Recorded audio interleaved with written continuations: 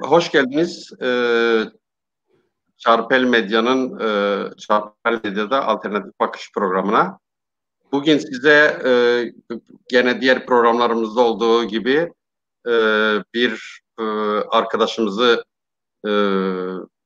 arkadaşımızın programından bahsetmek istiyorum. Sevi İzoli'nin Rupelen Rojava programı bu. Program genellikle Suriye Kürtleri ve Batı Kürdistan, yani Rojava ile ilgili politik, sosyal olaylara değinen bir program.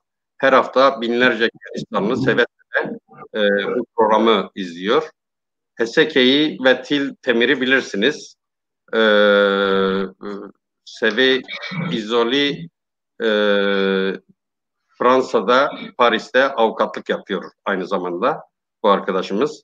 Heseke ve Til Temir'deki su sorununu biliyorsunuz ki Türk devleti ve onun işbirlikçi çeteleri zaman zaman suyu kesiyorlar ve bu ciddi bir toplumsal yaraya dönüşmüş durumda. Gerçekten çocuk hastalıkları arttı. Pis kuyulardan suları kullanmak zorunda kalıyor insanlar. Bakteri üreten suları satın almak zorunda kalıyorlar ve Heseke'deki vatandaşlar, Kürtler, Seve İzoli ile bağlantıya girerek dava açılmasını istediler. Seve İzoli Avrupa İnsan Hakları Mahkemesi'nde Türkiye aleyhine dava açtı ve bu dava Avrupa İnsan Hakları Mahkemesi tarafından kabul edildi. Dolayısıyla çok ciddi bir başarı bence. Seve İzoli'yi bu davranışından ötürü, bu çalışmasından ötürü kutluyorum. Arkadaşlar şimdi sevgili seyirciler, 3 haftadır Kürdistan'da aslında biz bir şeyi tartışmak istedik. Neydi bu tartışmak istediğimiz şey? Esasında hani şeyi hatırlarsınız, Peşmergelerin Kobani sırasında, Kobani olayları sırasında Silopi'den girip Cizre, Nusaybin, Kızıltepe üzeri geçişlerini, Antep'e geçişlerini hatırlarsınız. Çok muhteşem görüntülerdi onlar. Aynı zamanda Kürt milliyetçilerini, Kürt ulusalcılarını gururlandıran, işte ulusal damar diyeceğimiz görüntülerdi. Ama biz 3 haftadır aslında bir anlamda şunu tartıştık. Eğer o peşmergeler Elazığ'a hava yoluyla götürülselerdi ve Elazığ'dan Malatya'ya, oradan Adıyaman'a, oradan da Antep'e geçirilselerdi ne olurdu? Bunu tartıştık. Bu ulusal duyuşla ilgili bir parçalanmayı mı ifade ediyor?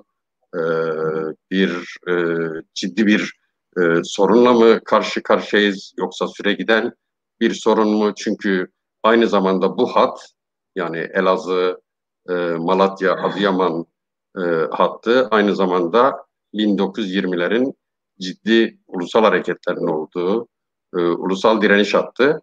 Aslında bu tartıştık. Bugün daha somut bir konuda yakın tarihimizi tartışacağız. 12 Eylül dönemini tartışacağız. Yakın tarihi tartışmak biliyorsunuz ki her zaman ciddi sorunlar taşıyan bir iştir. Çünkü insanlar yaşadıklarıyla bugünden baktıklarını farklı yorumlayabilirler.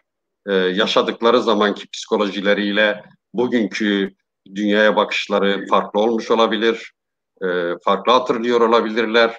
Dolayısıyla çok ciddi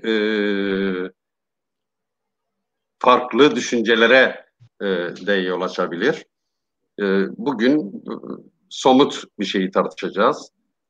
Bakalım nasıl olacak? Umarım iyi zaman geçireceksiniz. Umarım bizimle birlikte öğreneceksiniz. Umarım bizimle birlikte yeniden düşüneceksiniz o günleri. Şimdi bugünkü programımız için 3 tane konuğumuz var. Bu 3 konuğumuz da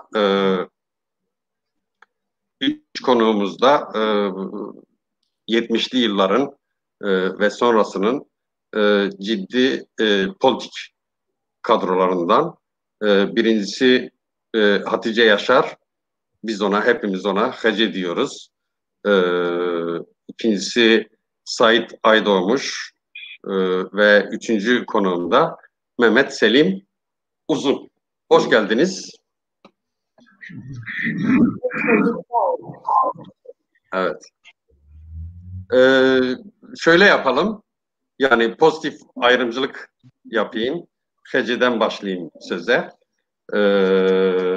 Bu programda fazla, yani şimdiye kadar hiç kadın konuğumuz olmadı. Onun için pozitif ayrımcılık yapacağım. Bekletmeyeceğim onu. İlk sözü ona vereceğim. Şimdi yani üçünüze de aslında ilk sorum aynı olacak. 70'li yıllarda Kürt hareketiyle nasıl ilişkilendiniz? Nasıl tanıştınız? O zamanki sizin, yani yumuşak geçiş yapalım istiyorum. Sizin kendi kafanızın işleyişi, psikolojiniz nasıldı? Ve o zamanla ilgili şöyle bir sosyolojik bir resim çıkaralım diyorum. İlk Hece'den başlayalım bakalım.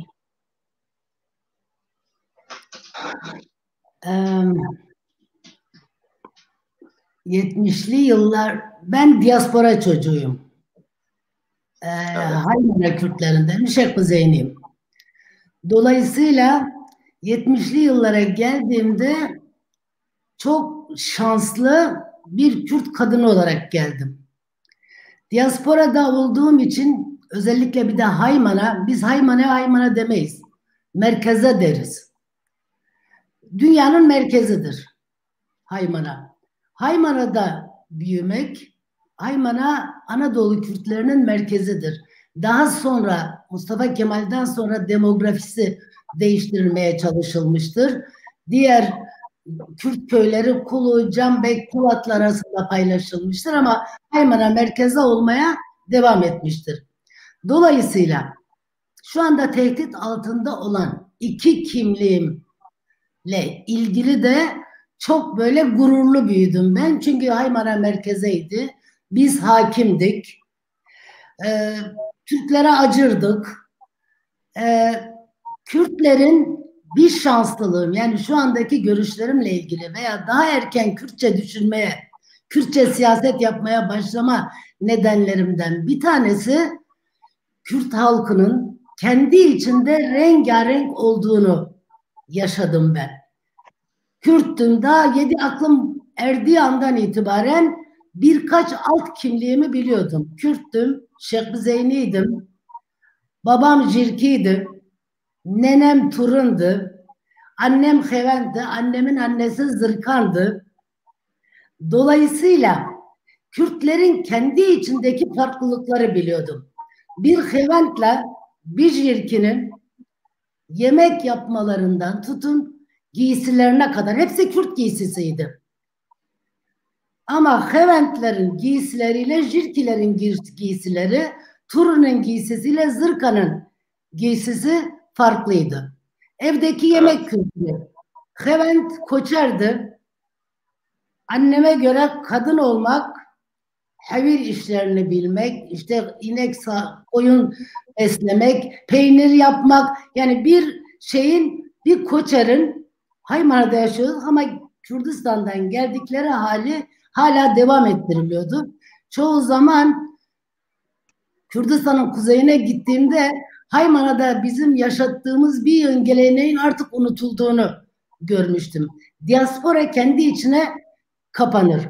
Dolayısıyla evet, yabancıya da kız vermediğimiz için kendi aramızda ve ben tipik bir aşiret ama birkaç aşiret kültürüyle büyüdüm. Yani tek bir Kürt yoktu. Sonradan. Ev diliniz Kürtçe miydi? Ev tabii, diliniz. Okulda Türkçe. Evet. Bir de tabii çok şanslıydım. Annemin Koçer olması, çünkü Koçer kadınları daha özgürdür. Nenelerimizden alınan kadının o özgürlüklerini Koçer daha çok yaşar. Şehir kadını mutfağa hapsolur. Evet. Annem Male Ammer'in kadınlarına kadın demezdi. Male Ammer'in kadınları da annem. Anneme, ama annem herhalde benim hayatımda tanıdığım ilk feministti. Onun dışında mesela tek Kürtçe, çünkü sonradan siyasette öğreneceğiniz işte Napolyon'dan başlayan veyahut da işte Mustafa Kemal'in yaptığı İstanbul Kürtçesi, bir Kürtçeyi silah zoruyla hakim kılma, o yoktu bizde. Çünkü şeydi, yani Kürtçe konuşuyorduk ama Kürtçenin, yani bir şehirli Kürtçesiyle Şeyh Bızıncay'ındı. Bir şehirli Kürtçesiyle bir köylü Kürtçesi arasındaki farkı da biliyorduk. Onun dışında demokrasi için, yani şu anda komşularımızın anlamadığı, hatta bizim maalesef bizim kuzeyli siyasi sınıf ve okur yazarlarımızın da güneye bakınca anlamadıkları bir Kürt realitesi var. Mesela biz tepiniriz halde yekiti yeme tünne, yekiti yeme tünne. Halbuki Kürtlerin dilinde ona yekiti denmez. Rekkeptin denir. Yani anlaşmak. Bazıları yekiti olmaz. Ve alt kimliklerini ne kadar çok tanıyorsan demokrasiye o kadar yakınsın. Ben 7 yaşındayken şeyi biliyordum. Kurdum. Şeyh Bızeyni'yim. Babam Jirki, annem Hevent, velhasıl 7 tane kimliğimi ve kadınım. Özellikle babam ona çok özen gösterirdi. Bir de şehrin sahibiydik. Yani o büyük bir güvence. O nedenle şeyidir. Yani daha sonraki yaşamımda bir yığın tabuyu, yani birilerinin anlamadığı bir yığın şeyi yapma aslında evden. Çünkü ben hakikaten ne Kürt olarak ne kadın olarak hiç korkmayı öğrenmedim. Kapısı kilitlenmeyen bir evde büyümüştüm ben. Ve şey lafıyla male emmer cenazeye van le erdebe kesnaveli besere van. Dolayısıyla Ankara'ya 70'te geldiğimde bir de tabii soldum. Ne okudunuz? Ne okumak için? Pardon. Ne okumak için gittiniz Ankara'ya? Üniversite için gittiniz değil mi? Üniversite için, Gazi Eğitim'de. Daha doğrusu önce, çünkü benim zamanımda bizde şey yoktu, ortaokul vardı. Ya. Hani eğer ben bir yatılı okul kazanmasaydım okuma şansım yoktu. Dolayısıyla önce öğretmen okuluna gitmiştim. Bir de hem solcu, idealist, mesela dereceyle okulu bitirmiştim, Bursa Öğretmen Okulu'nu. Büyük dedem Emmer Harput'tan gelmedir. O nedenle ille o zamanın deyimiyle doğuya gideceğim diye şeyi seçtim ben. Elazığ Yatılı Bölge Okulu'nu. Bir baktım şeye gelmiş, Gercüş'te. Gercüş hiç haritada bile bilmiyordum. Gercüş Yatılı Bölge Okulu ilk işte 69 ilk Kürdistan'la tanışmam. Tabii babam hani referandum olmuş o gece. Bir kesim babama şey diyormuş. Büyük ihtimalle memurlardı, Türklerdi. Çünkü solcuydum. Demişlerdi Hacı oraya gitmesin, Barzani'ye gider. Babam, o zaman kaç yıllarından bahsediyoruz? 69 işte 70 önce. Yani 69. Ankara'ya yoksa normalde Ankara'ya okumaya gelmeyecektim. Eğer Gercüş'e gitmeseydim normal batıda bir yerde öğretmen olsam öğretmenlik yapacaktım. Peki Devgenc'in etkin olduğu dönemlerde sanıyorum değil mi? Solcuyum. Devgenç var, tip var ama normal bir Kürt genci olarak silah daha çok ilgimi çekiyor. Bir de Devgenç silahı savunuyordu. İkincisi Çekoslovakya işgali olmuştu. Çünkü ben çok okuyordum. Yani bir Kürt kadını olarak okumak dışında kurtuluşumun olmadığını biliyordum. Hı. Dolayısıyla Sovyetler kısmına o işgalden sonra mesafeli, o nedenle dev genç kesimi, dev gençliği ve Ankara'ya geldiğimde hemen 2 ay sonra, çok sürmedi, Dedeko'ya geçtim. Evet. Kazım Budak'ın, Ferit Uzun'un ve Mustafa Özer'in çok rolleri oldu. Çünkü aynı biçimde düşünüyorduk. Çünkü Dedeko'nun içinde de tip yanlıları vardı. Silahlı mücadeleye inanan kesim vardı. Evet. Dolayısıyla Dedekolu oldum. Arkadan Özer'lerin, Mustafa Özer'in de özellikle ve Ferit'in de şeysiyle, çünkü ben Mümtazları rastlamadım onlara. Onlar hapisteydi ben Dedeko'ya gittiğimde. Dolayısıyla 74 sonrasında çıktıklarında hapishanede ve koma süreci, yani onlara daha yakın. Peki. Oldum. Peki. Şimdi burada bırakalım istersen. Teşekkür ederim. Kek Selim, bir de senden, yani bu nasıl başladı, nasıl bir hikayeydi? Onu dinleyelim. Ya tabii yani insanın kendi hikayesiyle başlaması biraz ilginçtir tabii. Her Kürt yurtseverin olduğu gibi benim de çok ilginç bir siyasi hayat hikayem vardır. Ben aslen Palluyum. Elazığ'ın Pallu kazasından. Gökdere aşireti mıntıkasındanım. Orada doğdum, orada büyüdüm. 12 yaşına kadar şehir görmemiş bir Kürt çocuğuydum. Çocukluğum uzun kış gecelerinde meşe ağaçları ısıtılan köy odalarında Şeyh Said hadisesiyle, Şeyh Said kıyamıyla ilgili anlatılan menkıbeler, olayları dinlemekle geçti. Doğrusu yani Kürtlüğümü, ilk Kürt bilincini edinmemi Şeyh Said hareketiyle ilgili olarak yaşlıların, harekete katılanların köy odalarında anlattıkları bu hikayelere, olaylara, kendi başlarından geçenlere borçluyum. Hiçbir zaman yani içimde biz Türk'üz okuduktan sonra da Kürt değil gibi bir durum olmadı ki Elazığ biliyorsunuz çok özeldir. Asimilasyonun çok yoğun olduğu, birçok Kürt gencinin daha çocukluğundan başlayarak o yıllarda da dahil işte ya biz Türk'üz, Türk bayrağı altında yaşıyoruz, aynı vatanın, aynı çocuklarıyız gibi bir kültürle, bir ortamda büyütülüyor. Bizde o olmadı. Şehire 12 yaşında geldim. 12 ayken 13 yaşında Elazığ'da İmam Hatip Okulu'na başladım. 1973-74'lü yıllarda Türkiye Kürdistan Demokrat Partisi'nin o zaman bölgesel faaliyetleri içinde yer aldım. Şehir derken Elazığ mı? Elazığ'da tabii. Elazığ.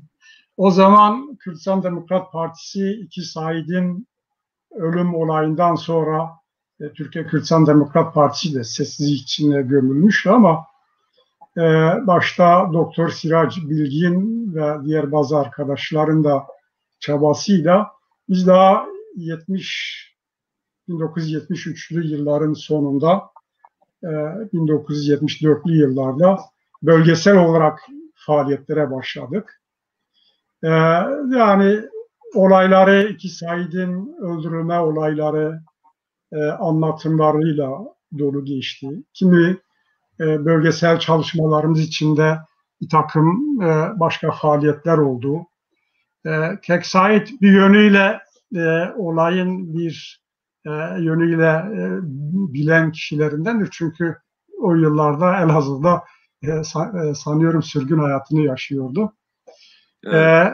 Bir takım broşürler yayınlandı. Örneğin o zaman İlke Dergisi'ne cevap vermiştik toplu olarak. İlke Dergisi Barzani hakkında çok ağır suçlamalar dolu bir yazı yayınlamıştı ve biz Elazığ grubu olarak ilkesi ilkesizlik olan İlke Dergisi'ne cevap diye hatırladığım kadarıyla 5-6 sayfalık bir cevap hazırlamıştık.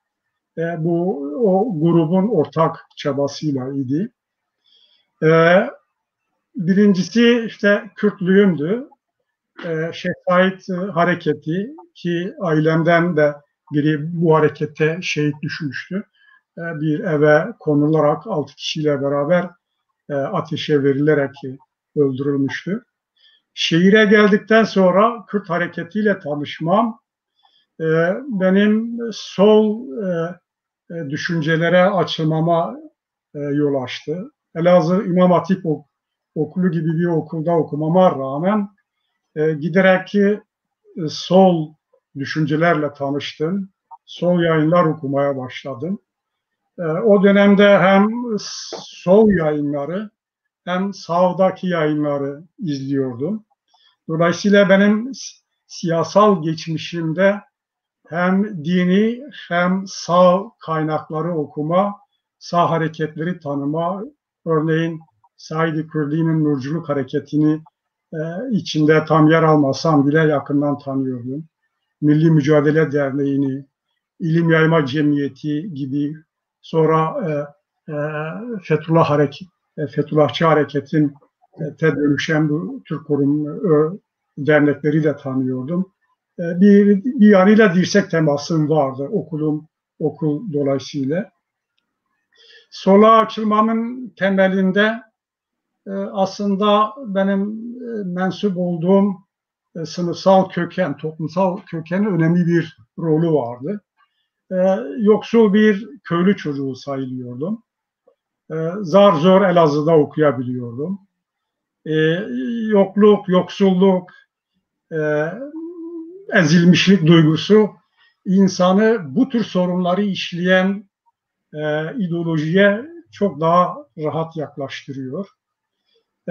Belki bir bakıma ilk başta ya ben bu sorunlarla mücadele edeyim biçiminde okumaya başladım sol kaynakları ama zamanla okudukça oraya gittim. Özellikle ekonomik politik ilgimi çekiyordu. Sınıf teorisi, sınıf mücadelesi, toplumsal gruplar arasındaki çıkar çatışmaları ve daha sonra işte Marksist klasiklerin ile tanıştım. Dünyanın iyi yorumlama falan. Dolayısıyla benim yetişmemde siyasal olarak Kürt milliyetçiliğinin özü var. Onun kaynağını dediğim gibi Şeyh Said hareketinden alıyorum. İkincisi Türkiye Kürtistan Demokrat Partisi'nin bölge faaliyetleri içinde yer alıyordum ve Barzani hareketine büyük bir hayranlığımız vardı. Şeyh Said kaynağının ardından onun yerini Güney Kürdistan Ulusal Hareketi, Barzani'nin mücadelesi beni çok etkiledi. Milliyetçi duygumun, yurtseverlik düşüncelerimin gelişmesinde bu iki kaynak belirleyicidir. Sol devrimci düşünceler benim kendi özel çabalarım. Okumaya düşkün bir insandım. Merak eden, sorgulayan, soran, araştırmak isteyen, demin Hace'nin dediği gibi Hadice'de kurtuluşumun yolu okumaktır dediği, benim de sorunların üstesinden gelmemin yolu okumaktır. Evet. Ve birikimi geliştirmek biçimindeydi. Bu beni oraya itti. 80'li yıllara kadar, 90'lı yıllara kadar Türkiye Kürtistan Demokrat Partisi ve sonra Türkiye Kürtistan Demokrat Partisi KUK, Kürdistan Ulusal Kurtuluşları Hareketleri içinde değişik düzey ve yerlerde sorumluluklar üstlendim. Kaç yılından bahsediyoruz? 74'ten başlayarak 90'lı yıllara kadar bölge düzeyinden il, bölge ve giderek değişik düzeylerde görev ve sorumluluklarım oldu. Peki. Teşekkür ederim. Tamam. Sevgili seyirciler, üzülerek bir şey söyleyeyim. Rejiden aldığım habere göre Kek Said teknik bir nedenle düştü, programdan düştü. Telefonu ısınmış ve kapanmış. 2 gündür aslında onun bilgisayarıyla yayına hazırlansın diye uğraşıyorduk. En son olmayınca telefonunu şey yapmıştık, telefonunu düzenlemiştik yayına katılsın diye. Ama telefonu da ısınıp yayından düştü. Bunun için özür dileriz. Teknik bir sorun. Yapacak bir şey yok. Diğer iki konumla programa devam edeceğiz. Şimdi Hece'ye döneyim. Sanıyorum şeyde bıraktık. Komal'da bıraktık. Yani tabii Komal 75 76 mı? 74 mü? İlk yayını. Komal, daha doğrusu hapisten çıktıktan sonra arkadaşlar DDK Komün grubu, Mümtaz öncülüğündeki grup, Ankara'ya geldiklerinde ilk Komal'la başladılar. Daha sonra Rızgari'ye karar verildiğinde bana da geldiler. Evet. Bana da teklif ettiler. Kaç yılı? 75 yazın. Evet, 75. Yine tabii aynen Gercüş gibi bu sefer de Muş'a tayinimi zorla çıkarmıştım. Eşyalarımı ille Kürdistan'a gideceğim. Evet. Eşyalarımı gönderdim. Yani sizden şunu istiyorum. Aslında tabii 75'ten sonra Kürt hareketinde ciddi bir toparlanma başlıyor ve yani Kürt hareketinin hemen her kesimi çok ciddi şekilde güçleniyor. Hepsi güçleniyor yani. Gençler oluk oluk bu hareketlere, bu hareketlerin kurdukları derneklere akıyorlar ve 75 ve sonrası, 74 ve sonrası aynı zamanda Kürt hareketinin kendi göbek bağını kesme dönemi. Yani daha önce Türk soluyla ilişkili, Türkiye'li o DDK'yla 74'ün önemi ne biliyor musun? Yani bunun üzerinde özellikle durmamız lazım. 74'te Mart'ta Cezayir Anlaşması yapıldığında, çünkü Kürdistan düşmanlar içinde nerede olursak olalım her Kürt içinde, Kürdistan neresinde bir hareketlilik, ulusal kurtuluş hareketi varsa bütün Kürtlerin gözü oradadır. Evet. 74'te mi? Mart ayında İran'la Irak ve Kissinger'in deyimiyle dünyanın sahibi olan büyüklerin sağıyla soluyla büyükleriyle anlaşıp Kürdistan'a bu büyük katliam, o büyük acılar, 74 acıları yaşatıldığında dünyada bilmiyorum, çünkü Saddam o zaman da kimyasal kullanmıştı. Kürt diasporası Avrupa'da olmadığımız için sadece İsviçre'de bir dernek, Hayvanları Koruma Derneği tavır koymuştu. Kürdistan'da Saddam kimyasal kullanıyor ve hayvanlara zarar veriyor diye. Sağıyla soluyla dünya o acı, trajik dönemi sessizce geçirdi. Ama Kürtler, ben üniversitede karşılaştırmalı tarih dersi veriyordum. Ve dünyada Polonyalılar belki, ama çok az halk vardır benim bildiğim. Bu kadar büyük bir katliamdan sonra bir sene içinde tekrar bütün Kürdistan'da toparlanan. Yani biz de o acıyı çektik. Çünkü kuzeydeki Kürtler de o acıyı çekti. Dolayısıyla hemen o büyük acıların hemen akabinde Bağdat'ın ortasında Kızıl Kartallar diye mücadele veren gruplar çıktı. Kıyade Muvakkat örgütlendi, YNK örgütlendi.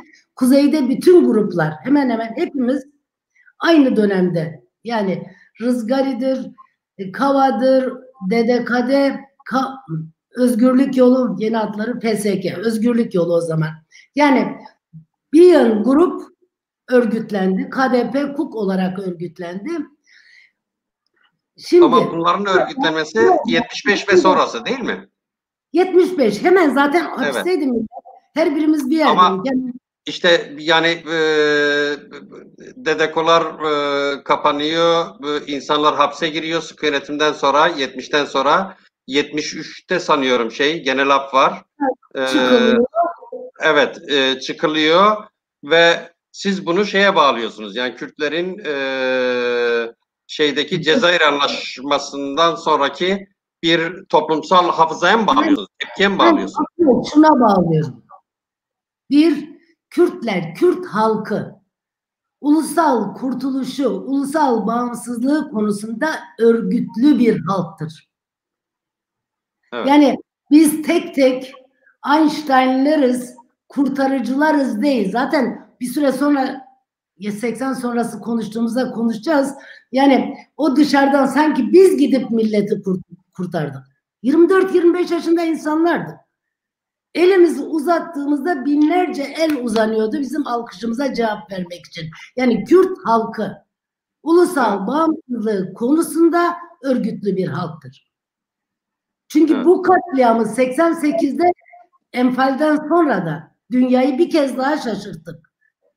Kürtler merkezi otoritelerde ufacık bir boşluk gördükleri anda Kürtler örgütlü bir halktır. Biz de bizim adlarımızda işte o yukarıda kuzey için bahsettiğim örgütler çıktı. Fakat bu örgütler çıkarken ki o büyük katliamın, bizim yenilgimiz değil aslında, bir tezin yenilgisiydi. Onu bir tek şeye bağladık. Şimdi ABD ve Siyonistlere bağladık. Bir de önderliğin, Barzani'nin sınıfsal konumuna bağladık o büyük katliam. Yani halbuki Saddam MiG Sovyet uçaklarıyla saldırmıştı Kürdistan'a. Irak Komünist Partisi Saddam'la beraber iktidardaydı. Orayı hiç görmemeye çalıştık. Hedefimiz neydi? Barzani'nin sınıfsal konumu genel olarak ve İsrail'le Amerika. Anti-Amerikancı. Evet. Dolayısıyla bu arada Fuat abi ikimizi de uyarıyor. Af diyor 74'te, Cezayir Anlaşması 75'te. Yok, pardon. 75'te. 3 Mart 75, tamam. Fuat Önen mi? Evet. Fuat 75, evet. Tamam, evet. Ne olmuş? Şimdi hayır, yani bence de çok bence hayır, yani ama zaten örgütlerin çıkışı da yani benim o bir sene fark ettirmiyor. Yani önemli olan bir halkın ulusal kurtuluşu konusunda örgütlü olması. Yani evet. Nerede bir kapı görürse o kapıya hiçbirimize hayır demedi. Ama 75'ten sonra bizde özellikle sadece kuzey değil, genel olarak başka bir aksaklık ortaya çıktı. Hepimiz bir kere diyorum ya, Sovyetler unuttu. Zaten özellikle kuzeydeki hareketler genellikle çoğunluğu Sovyet yanlısı. Yani, ama daha o zaman yoktu. Hani bu 75'te o tartışma 76'da başladı sanıyorum, değil mi? Hayır, yani önce bir toparlandılar. Yaptılar. Grupların oluşması mesela ben niye Komal'a yakındım? Çünkü onlar da Sovyetlere revizyonist dediği için. Evet. Zaten yani ta Dedeko döneminden beri şeyler ayrıydı. Yani Dedeko'nun, Ankara Dedeko'larda Sovyetçiler, tip yanlıları vardı, Sovyetçi olmayanlar vardı. Yani o bizim 68'den sonra 69 Dedeko kurulduğundan itibaren de o vardı zaten. Daha sonra Maoistler çıktı. Yani işte Çin yanlıları çıktı. Şimdi yerel Kürt örgütü, Kürtçe düşünen KDP'ler normal. Klasik KDP'ler. Hatta ben Rızgari'de birlikte çalışalım diye önermeye gelen arkadaşlara demiştim. 75 yazı işte MiG'ler Kürdistan'ı bombalıyor. Ruslar, Sovyetler Saddam'ın arkadaşı. Ben herhalde Kürdistan'da kimse kendine sosyalistim demeye cesaret edemez diye düşünüyordum. Arkadaşlar geldiğinde demiştim. Şartlarımdan biri tamam, birlikte çalışırız ama sosyalist bir hareket olursak, yani sosyalist olacaksak. Daha biz Rızgari'yi çıkarmadan güneydeki KDP kıyade muhakkat olarak örgütlendi, geçici komite olarak. Onlar kendilerini sosyalist ilan ettiler. Kuzeydeki KDP KUK oldu, onlar kendilerini sosyalist ilan ettiler. Herkes birden, hatta ben şey diyordum, patates ekseydik bu kadar verim elde etmezdi. Ne kadar içselleştirdiklerini de Gorbaçov sonrası gördük. Gorbaçov geldi, vazgeçti, bütün hepsi birden sosyalizmden de vazgeçti. Yani şey oldu, ayrılıklar Kürdistan'a bakışımız, Kürdistan'la ilgili getirdiğimiz tezlerle ilgili olmadı ayrılıklar. Ayrılıklar dışarıdan empoze edilmiş, tercümanlar üzerinden öğrendiğimiz Leninizm, tercümanlar da düşün, Mihri abiyle Sol Yayınları. Benim bir avantajım vardı, Fransızca bildiğim için ve milli meselede sakat bir tercümeye rastladığım için bir daha hiç Türkçe okumadım. Ama genellikle düşün, kendi gerçekliğimizi, Kürdistan gerçekliği zaten ilkelerimiz anti sömürgeci, anti feodal, anti faşist, anti emperyalist. Anti feodal deyince anamdan emdiğimiz bütün sütler, çünkü feodal deyince Avrupa'daki Eurosantrist bir feodalizm alıyorduk. Yani kendi aşiret kültürümüzü bile unutmuştuk.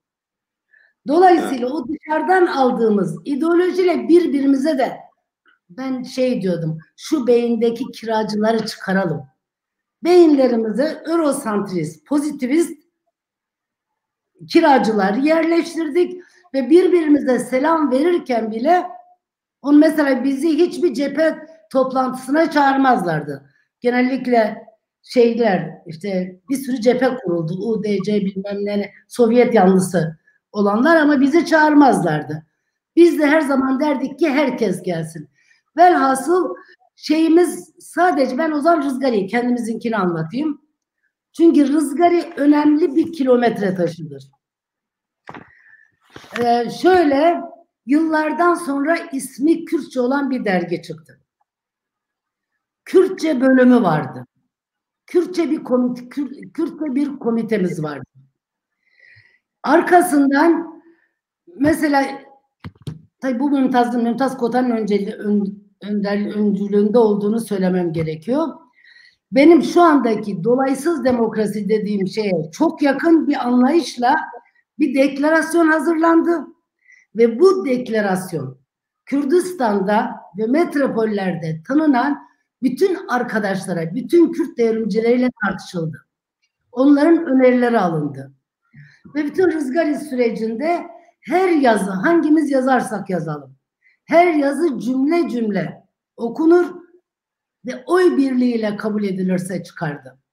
Bu önemli bir şeydir. Yani Rızgari içinde bu demokrasiye mi şey yapıyor, hitap ediyor, yoksa Rızgari içinde tek tip bir yazma şeyi mi hitap ediyor? Tek tip olacak. Bir kere çocukluğumdan itibaren kayıtsız şartsız itaati hiç tanımadım. Abi olarak saygı gösteririm. Bir tek cümlede yatmıyorsa aklıma, yani buramda pişirip buraya indirmemişsem kavga gürültü olur. Hiç senin öyle zannettiğin gibi şey olmadı bizde. Cümle cümle tartışıyorduk ve ben hep tartışırım eskiden beri de. Yani dışarıdaki saygı... Hep diyorsunuz zaten şey deniyordu.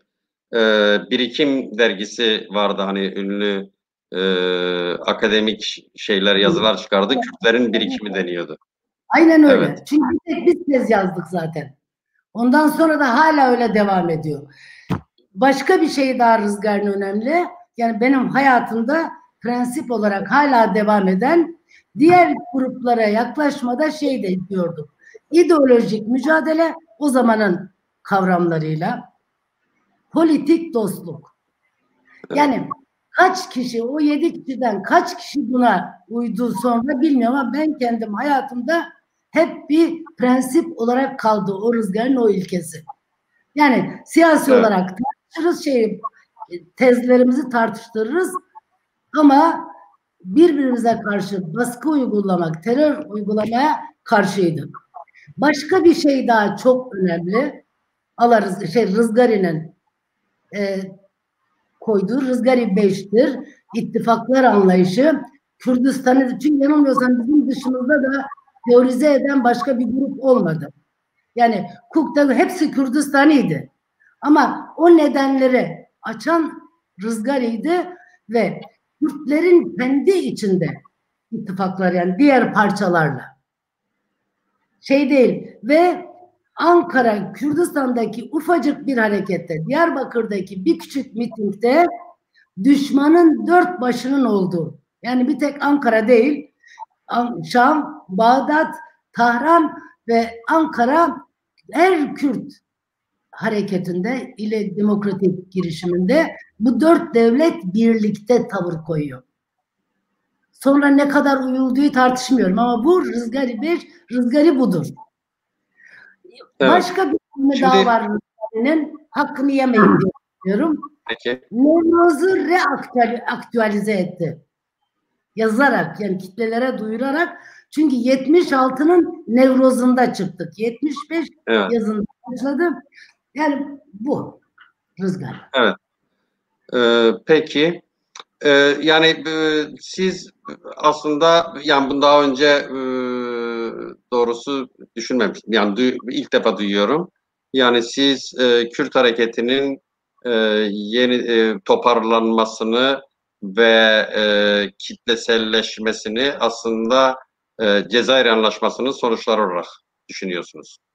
Hayır, ben gibi anlatıyorum. Başkaları, bir tek onun sonuçları değil. Zaten Kürtler örgütlü. Çünkü yani diyelim ki dedekorların... Zaten örgütlü diyorum. Kürtler ulusal kurtuluş talebi konusunda Kürt halkı örgütlü. O yeni şeyi anlatmak için söyledim. Yani bu kadar büyük bir darbeden sonra tekrar, yani demoralize olmama. Çünkü bütün millet, dünya birden saldırdı. Hepimiz biliyorduk bunu. Demoralize olmama anlamında söylüyorum. Yani aynı vitesle devam edildi. O anlamda. Peki, tamam. Geçelim sizden yani o süreçle ilgili bir değerlendirmenizi alalım, bir genel düşüncelerinizi alalım. Ya aslında tabii ben sürece ilişkin genel bir takım tespitlerde bulunmak istiyorum. Bu doğrultuda görüşlerimi dile getirmek istiyorum. Daha sonra bir takım, eğer gerekli olursa, ayrıntı konulara geçmek istiyorum. Çünkü 1960'lı, 1970'li yıllar, özellikle de 1970'li yıllar, Kürdistan Ulusal Demokratik Hareketi'nin yakın tarihinde hem milli, hem siyasi, hem ideolojik, hem de örgütsel açıdan çok önemli ve istisnai bir dönemdir. Bu bir bakıma Kürtlerin yeniden uyanış ve diriliş sürecidir. Niye bu böyledir? Çünkü 1925 Şeyh Said Hareketi'nden ve 1938 Dersim Hareketi'nin yenilgisinden sonra 30 yılı aşkın bir uzun sessizlik ve suskunluk dönemi yaşandı. Bunun Kürt toplumu üzerindeki hem siyasi, hem kültürel, hem politik, ideolojik ve de toplumsal psikoloji açısından büyük etkisi oldu. Büyük bir travmadan geçti bu yenilgiden sonra. Ve sessizlik o kadar bir sessizlik ki, yani Kürtlerden bahsetmek, Kürdistan'dan bahsetmek adeta mümkün değildi o dönemde. Çok sayılı birkaç aydın dışında Kürdistan kelimesini kullanana 1960'lı yıllara kadar örneğin ben pek rastlamadım. Daha çok Doğu sorunu ve Kürt sorunu da kapitalizmin eşitsiz gelişme yasası sonucu olarak bölgeler arası eşitsizlik sorunu olarak görülüyordu. Bu DDK'nın Doğu mitinglerinde de damgasını vuran önemli şeylerden biriydi. Örneğin batıya fabrika, doğuya karakol, sömürü, doğunun ezilmişliği ve bir Ezop dili kullanılıyordu. O nedenle bu uzun sessizlik yıllarının sadece Kürt halkı üzerinde değil, Kürt aydınları ve ayakta kalabilmiş Kürt siyasileri üzerinde de çok büyük bir travma etkisi yarattığına tanık oluyoruz. 1960'lı yıllar ve 60'lı yılların ortasından itibaren özellikle 1965'te Türkiye Kürtistan Demokrat Partisi'nin kuruluşu ve DDK'lar ve 70'li yıllara gelince Kürt Ulusal Hareketi yeni bir döneme giriyor. Bu yeni dönemde bir ideolojik, politik, siyasal ve de örgütsel inşa sürecidir bana göre. Tabii bunun zaafları, bu dönemde yaşanan hataları, eksiklikleri bir sonraki şeye bırakmak kaydıyla bu dönemin diğer kimi başka özellikleri üzerine de durmak istiyorum. Yani hareket tabii gençlerle başladı.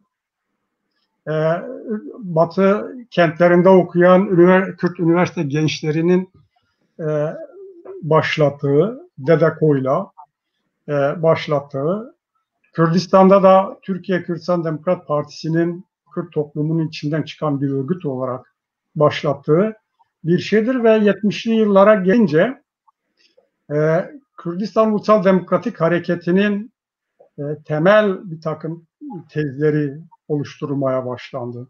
O güne kadar tamam, Kürt var, Kürtler var, Kürdistan var ama Kürdistan Ulusal Demokratik Hareketi'ne, Kürdistan Ulusal Kurtuluş Hareketi'nin temel ve stratejik taleplerine cevap verebilecek ideolojik, politik ve örgütsel tespitler bir bütün halinde göremiyoruz. Örneğin Türkiye Kürtistan Demokrat Partisi'nin kuruluşu, program ve tüzüğüne bakıyoruz.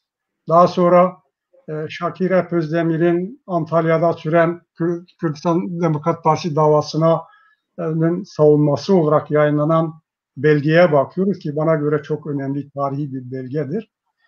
Burada bile yani oraya kadar dahi bir Kürt var, Kürt milleti var ama Kürdistan'ın bir bütün olarak ayrı bir ülke ve kurtuluşunun da bir ülke stratejisi gereği gibi tespitlere rastlamıyoruz. 70'li yıllarda Kürdistan bir ülkedir. Bu bütün Kürt gruplarının ortak üzerinde anlaştığı bir şeydir. Kürdistan sömürge bir ülkedir. Bu da yine çok ciddi bir tespittir 70'li yıllarda. Evet. Ve bölünmüş bir ülke, uluslararası bir sömürge ülkedir. Kürtler bir millettir. 70'li yıllara kadar yani Kürt toplumunu tanımlayan siyasi, ideolojik ve sosyolojik tanımlamalarda bir ortaklaşma fazla göremiyoruz. Yani Kürtlerin bir millet olduğunu söyleyen aydınların sayısı azdır. Ama 70'li yıllarda hem Türkiye soluyla tartışmalarda Kürtlerin bir millet olduğunu, ben bu dönemi yaşadım. Evet. Şansım metropolde Türkiye'nin büyük şehirlerinde okumam nedeniyle Türk soluyla olan tartışmalarımızda Kürtlerin bir millet olduğunu, arkasından Kürdistan'ın bir ülke olduğunu, bir coğrafya olduğunu, Doğu Anadolu olmadığını kavga ederek tartışıyorduk. Evet. Yine Kürdistan'da bağımsız örgütlenme, bütün 70'li yıllardaki Kürt gruplarının ortak tespiti, ortak kazanımıdır. Bunun öncülüğünü yapan Hece'nin dediği gibi bu akı rızgariye verebiliriz. Teorize eden. O ayrı bir olaydır yani. Ama ben genel anlamdaki şeylere değinmek istiyorum. Yine Kürdistan'da devrimin koşullarının Türkiye'deki devrimci gelişmenin çok ilerisinde olduğunu bütün Kürt aydınları, grupları ortaklaşa savunuyordu. Yine Türkiye'de devrimin gerçekleşmesi ve demokrasinin hayat bulmasının Kürt sorununun çözümüne bağlı olduğu, Kürdistan'ın kurtuluşuna bağlı olduğu tezi ortak kabul gören tespitlerden biriydi.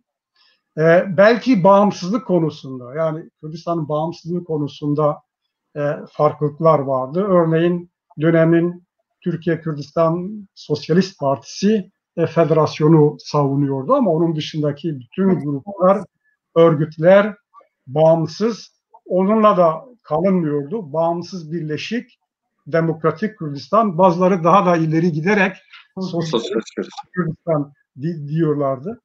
Şimdi ideolojik şeyleri, kalıpları bir yana bırakırsak 70'li yıllar Kürt hareketinin sadece toplumsal planda Hece'nin deyimiyle Kürt halkı örgütlüydü derken ben şunu anlıyorum onun söyleminden. Yani Kürt toplumu uzun bir sessizlik ve suskunluk dönemi ardından kurtuluşa, özgürlüğe ve bağımsızlığa olan isteği, talebi, milli hisleri o kadar güçlüydü ki ben bunu Kürt halkı örgütlüydü şeyinden ziyade böyle bir toplumsal milli bilinç vardı. Bastırılmış ama ortamını bulunca kendini göstermeye çalışan ve buna öncülük edenleri arayıp bulmak isteyen bir kitleselleşme vardı. Yani olay sadece işte Kürt aydınlarının, Kürt gruplarının kimi yayınları çıkarması, kimi dernek faaliyetleri ya da şeye bağlamakla sınırlı değil. Kürt toplumu zaten bir değişim içindeydi. Ekonomik, sosyal, sosyolojik olarak bir değişim içindeydi. Feodal toplum yapısından kapitalizme bir geçiş vardı. Kürt hareketinin diğer parçalardaki gelişmelerinden etkileniyordu. Ben hatırlıyorum gençliğimden başlayarak her Kürt evi, yurtseverin evinde Elazığ, Bingöl gibi yerlerde Barzani'nin fotoğrafı vardı. Yani bunun sıradan köylüydü ama yurtseverdi. Kürt hareketini Barzani ile tanıyordu. Dolayısıyla hissiyatını, taleplerini bu tür sembollerle dile getiriyordu. 70'li yıllarda işte bu talepleri, Kürt hareketleri ne kadar programlaştırabildiler, ne kadar örgütsel bir güce dönüştürdüler, ne kadar bu tespit ettikleri stratejik hedefler doğrultusunda pratikte bir takım şeyler yapabildiler. Bu elbette bir takım sorular sordurmayı gerektiren bir konudur. Ben şeyden yana değilim. Yani 1970'li yıllardaki Kürt hareketini küçümseyen, o dönemin Kürt aydınlarını, siyasetçilerini, Kürt devrimcilerini adeta alay edercesine küçük gören, işte yenildiler, şu oldu, bu oldu gibi ya da kendi liderlikleri peşinde koştular gibi bir takım tespitlerde bulunmak isteyen, bunu günlük şey haline getiren şeyleri doğru bulmuyorum. Çok özel ve istisnai bir dönemdir. Vefakar olmak lazımdır.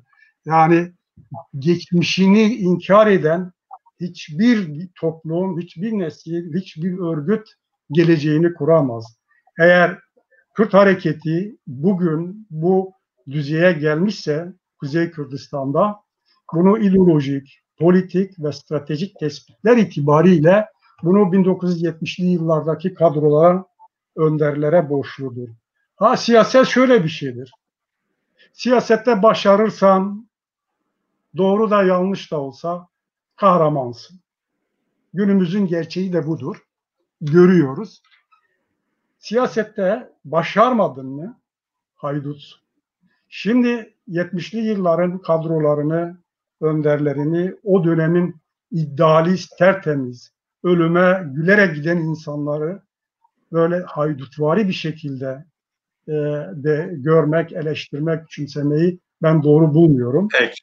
Burada kalmak istiyorum. Daha sonra dediğim gibi hareketin zaafları, bunu 80'li yıllara gelişin ve sonrasını sonra değerlendirelim. Peki bu yani 70 Hece'ye döneyim.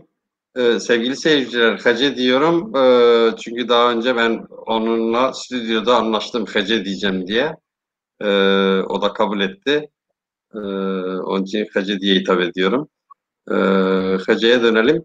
78 yılında aslında 77'nin sonunda başlayarak 78-79'a kadar bu yani hani daha önce emperyalizm, sosyal emperyalizm tartışmaları oldu, bir çeşitli politik hatlar oluştu.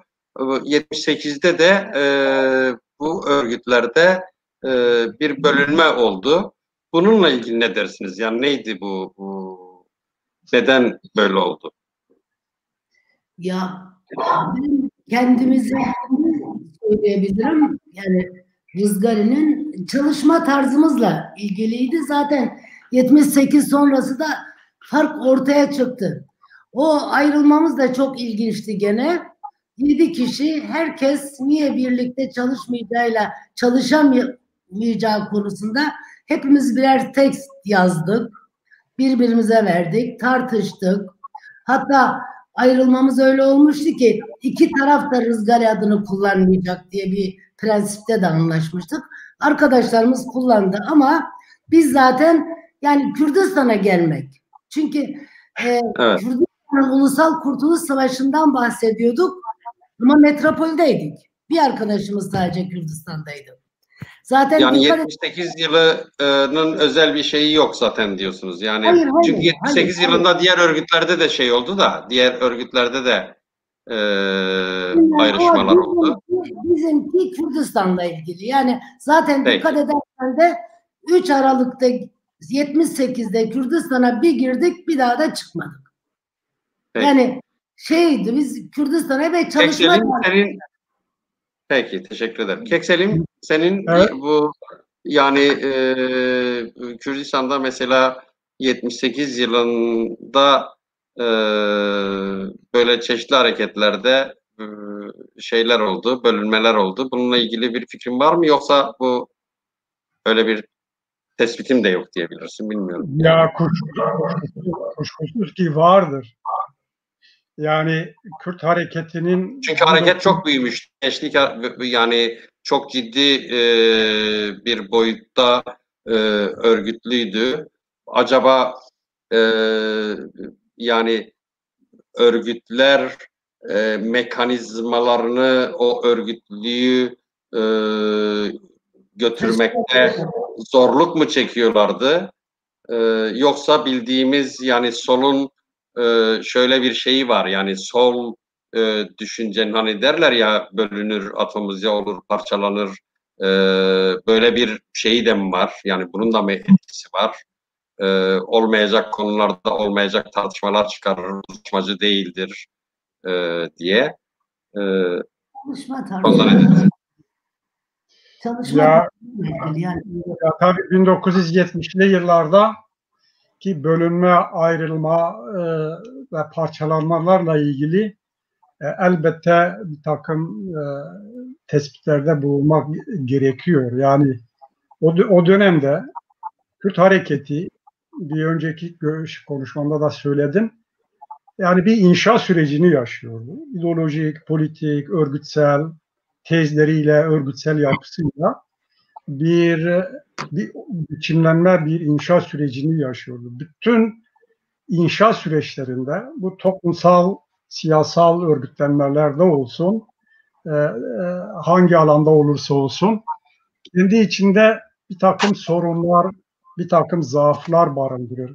Bir ilkti, önemli bir süreçti. Kürt hareketi, yani Kuzey Kürdistan'da Kürt Ulusal Hareketi 1970'li yıllarda yeniden ve bir inşa süreci olarak başladığı zaman geçmişten çok fazla bir miras devralmadı. Yani miras vardı ama dönemin kadrolarının, örneğin Kürt Ulusal Hareketlerinin tarihini detaylı bir şekilde inceleyecek ve sonuçlar çıkarabilecek bir birikime, bir donanıma sahip değillerdi.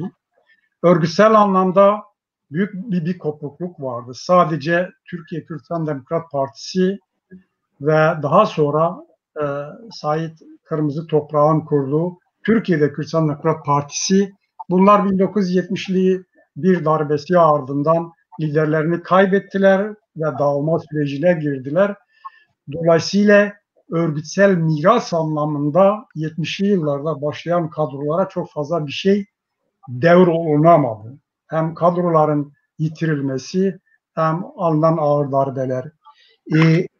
O dönemin aydınları, ortaya çıkanlar daha çok diyelim ki bir dergi etrafında, bir yayın evi etrafında ya da belirli şahıslar etrafında oluşan gruplar, örgütlenmelerdir. Bunun içinden eğer TKDP'yi ve Türkiye'de Kürtistan Demokrat Partisi ve onun devamı sayılan TKDP, KUK, KİP ve ya da DDKD'yi farklı bir yere koyarsak, bana göre diğer gruplar Rızgari, Kava, hatta TKSP ve daha sonra Tekuşin ve daha sonra diğer gruplar ya belli bir şahsın ya belli bir derginin ya da belli bir yayın evinin etrafında oluşan, daha sonra siyasal bir harekete dönüşen ya da dönüşmek isteyen grup ve çevrelerdir. Şimdi baktığımızda bunların örneğin TKTP, iki TKTP ve TKSP'yi çıkarın, bunların belli bir programı dahi yok. Bir tüzükleri ve ona göre bir örgütlenmeleri yok. İdeolojik ve teorik bir takım tespitlerde bulunmuşlar. Belli bir kitleselleşme var, kitle toplanmış, dernekler kurulmuş, şeyler olmuş ama bir kristalize durumu yaşanmadı daha. Yani o süreç tamamlanmadı. Dolayısıyla uluslararası ideolojik merkezlerin de etkisiyle Moskova, Pekin, Tiran'ın savunduğu tezlerin de büyük ölçüde etkisi altında bir ideolojik ayrışma, politik ayrışma, örgütsel ayrışma ve bölünmeye doğru gittiler. Ben o dönemdeki bölünme ve ayrılmaları ikiye ayırıyorum. Bir, Türkiye Kürtistan Demokrat Partisi'nin yaşadığı bir bölünme var. 1977 kongresinde bir bölünme oldu. Daha sonra işte TKTP, KUK olarak ortaya çıkan kesim ile geleneksel yapıyı korumak isteyen kesim arasında bir ayrışmaydı. Ben belki bugün için diyorum, ya belki olmasaydı daha iyi olurdu ama bana göre bir takım toplumsal ve siyasal nedenleri vardı. Bizim yetiştiğimiz örneğin dönemde Türkiye Kürtistan Demokrat Partisi oldukça gelenekseldi. Güneydeki harekete, güneydeki Kürtistan Demokrat Partisi'ne bağlı, onun Türkiye'deki bir seksiyonu gibi çalışıyordu. Ve güneydeki hareketin, ulusal hareketin cephe girişi olarak rolünü biçmişti. Yine kadroları itibariyle geleneksel Kürt aydınları olan medrese kökenli aydınlar ağırlıktaydı. Melleler, şeyhler ve diğerleri daha çok ağırlıktaydı. Sonra bir kesim de sol tendanslı gelişen kadrolardı. Bu ayrışmanın kimi haklı nedenleri vardı. 1977 KDP Kongresi'nde ortaya çıkan sonuç vardı. Bunun dışında bana göre diğer Kürt grupları içindeki bölünme, ayrılma ve ayrışmaların sosyolojik, sınıfsal, toplumsal bir temelini bulmak mümkün olmuyor.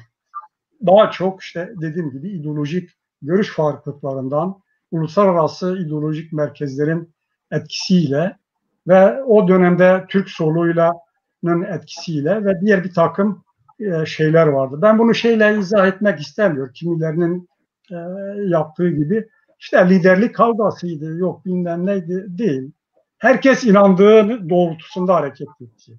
Yani doğrusu o bölünmeler, ayrılmaların maddi bir temeli olmasa bile yani savunulmasa bile ama o zamanın inanma biçimi, o zamanın yani o zamanın ruhundaki inanma biçimi karşılıklı anlaşmaya değil, ayrışmayı şey yapan, derinleştiren bir ruhtu yani. Ve bunu işliyordu yani.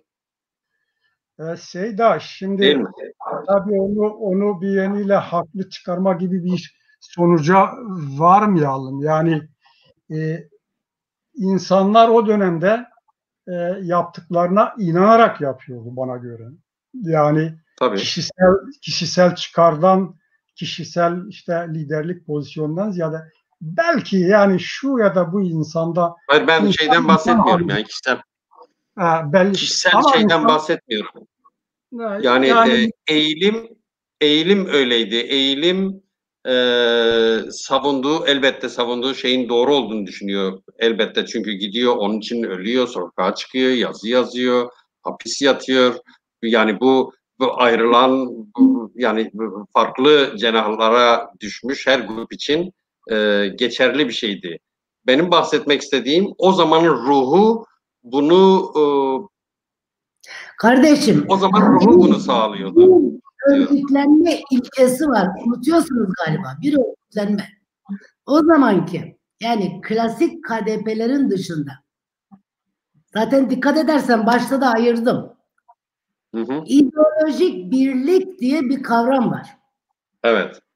İdeolojik çelik çekirdek yaratıyoruz.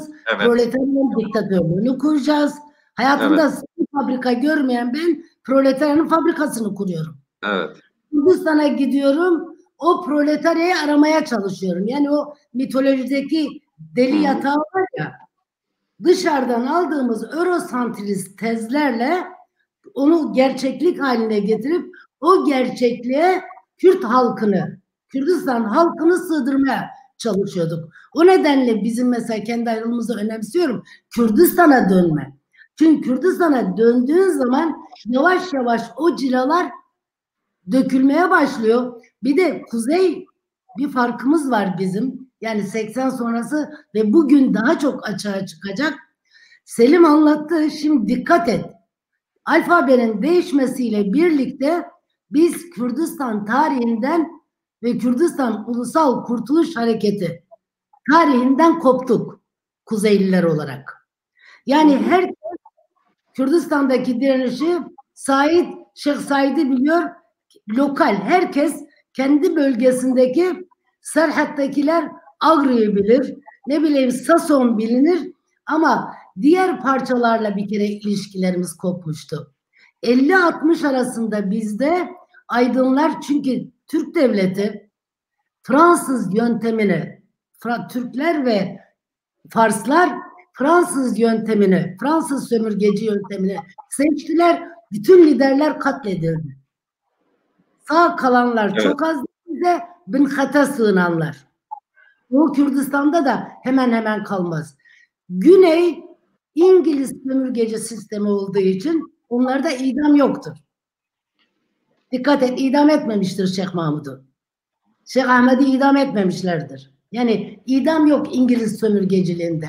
Biz de Dersim sonrası yani 50-60 arası, hatta 70, hatta 75'e kadar mesela bize sadece melleler, bir tek biz Kabat'ı biliyorduk. Kabat dergisini, işte Kıyade Muhakkak'ın melleler tercüme ediyordu. Yani Kuzey Kürdistan'da bu 59'lar ve daha sonra Dedeko'dan sonra okur yazarların, üniversitelerin devreye girmesine kadar melleler bizim kuzeyde şeydir. Aydın rolünü oynarlar. Yani taşıyıcı rol. O da kendisine yakın olan şeyleri tartışır. Kabat geliyordu. Ama bizim JEKAF'tan haberimiz olmadı. Bizim çünkü Kürt Ulusal Kurtuluşu'nun 20. yüzyıldaki tarihi kardeşim Güney'dir.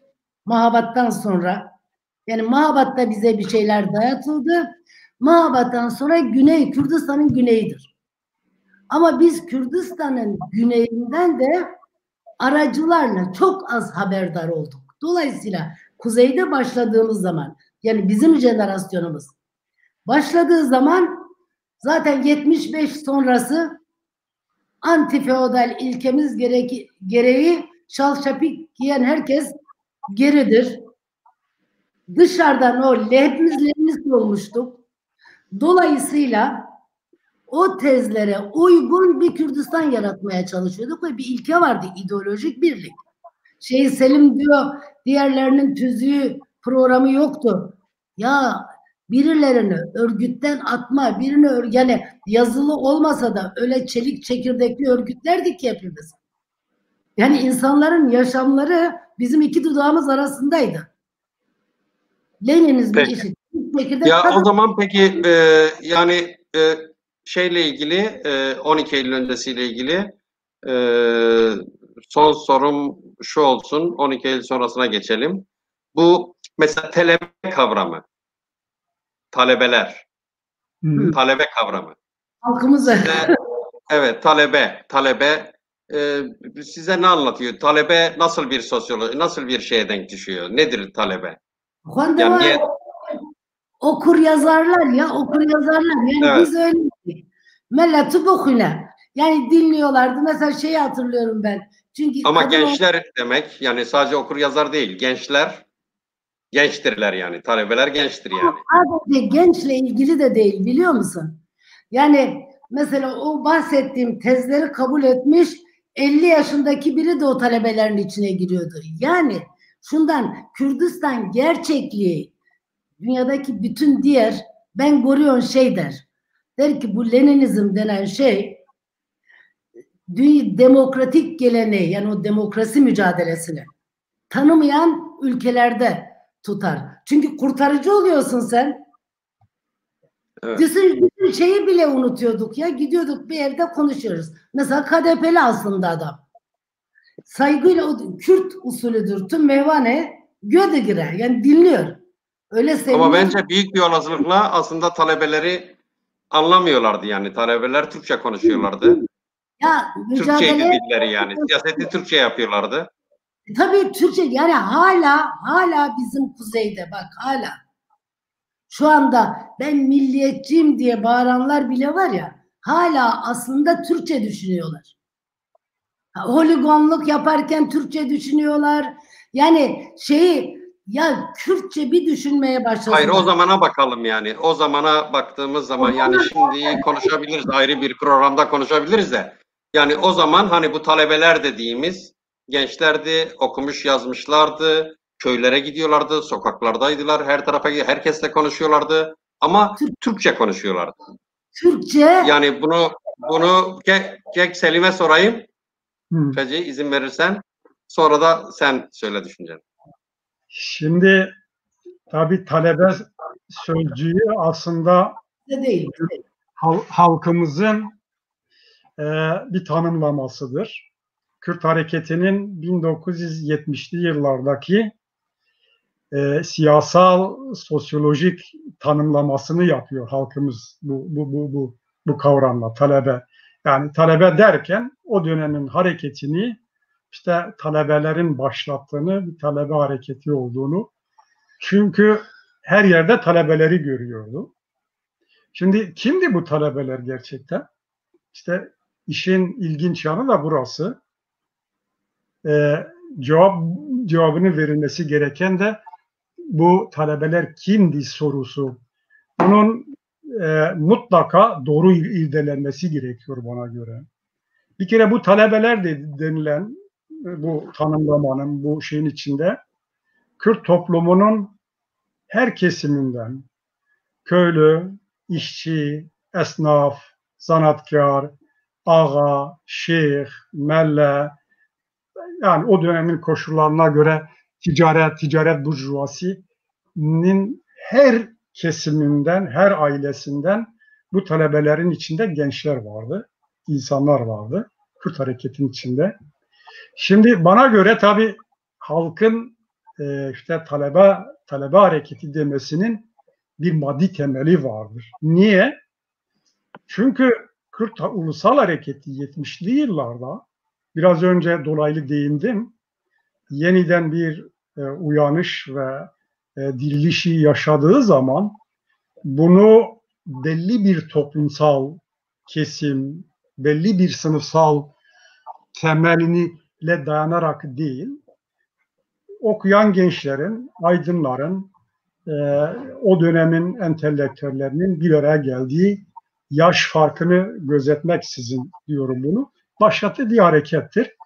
Şimdi normalde her toplumda ve her ulusal kurtuluş hareketinde kural olarak doğal olarak yer alan sınıfsal ve toplumsal kesimler vardır.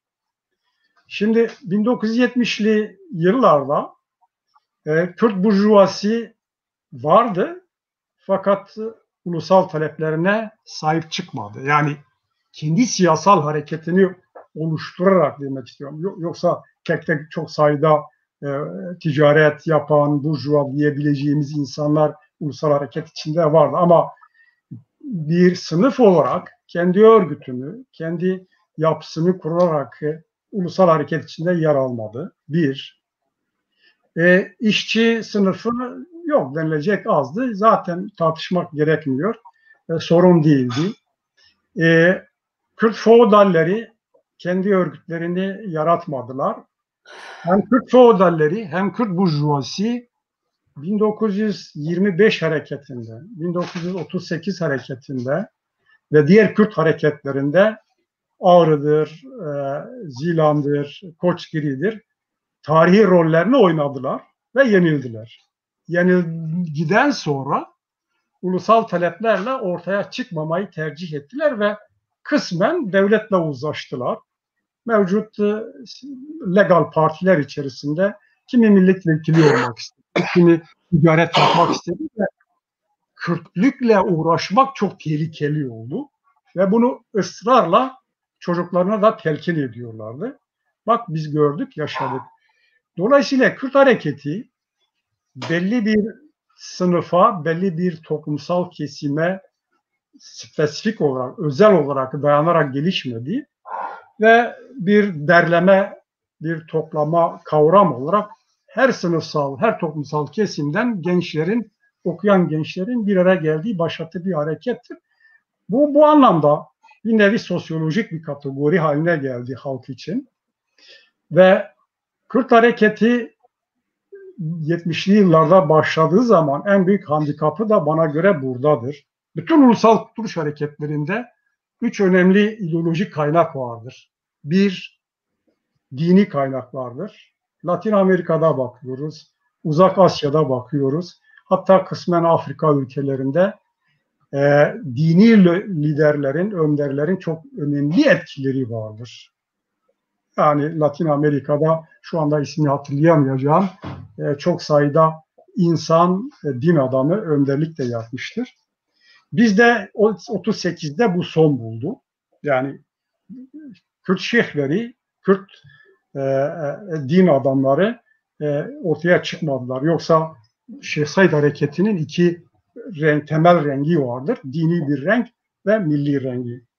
İkinci, ulusal hareketin ikinci kaynağı, ikinci ideolojik kaynağı milliyetçiliktir. Normal milliyetçilik tabii ulusların ortaya çıkması, uluslaşma sürecini incelediğimiz zaman daha çok hakim sınıfın ideolojisidir. Yani burjuvazinin bir ülkedeki, sömürge bir ülkedeki bir burjuva sınıfının kendi pazarına sahip çıkması olarak.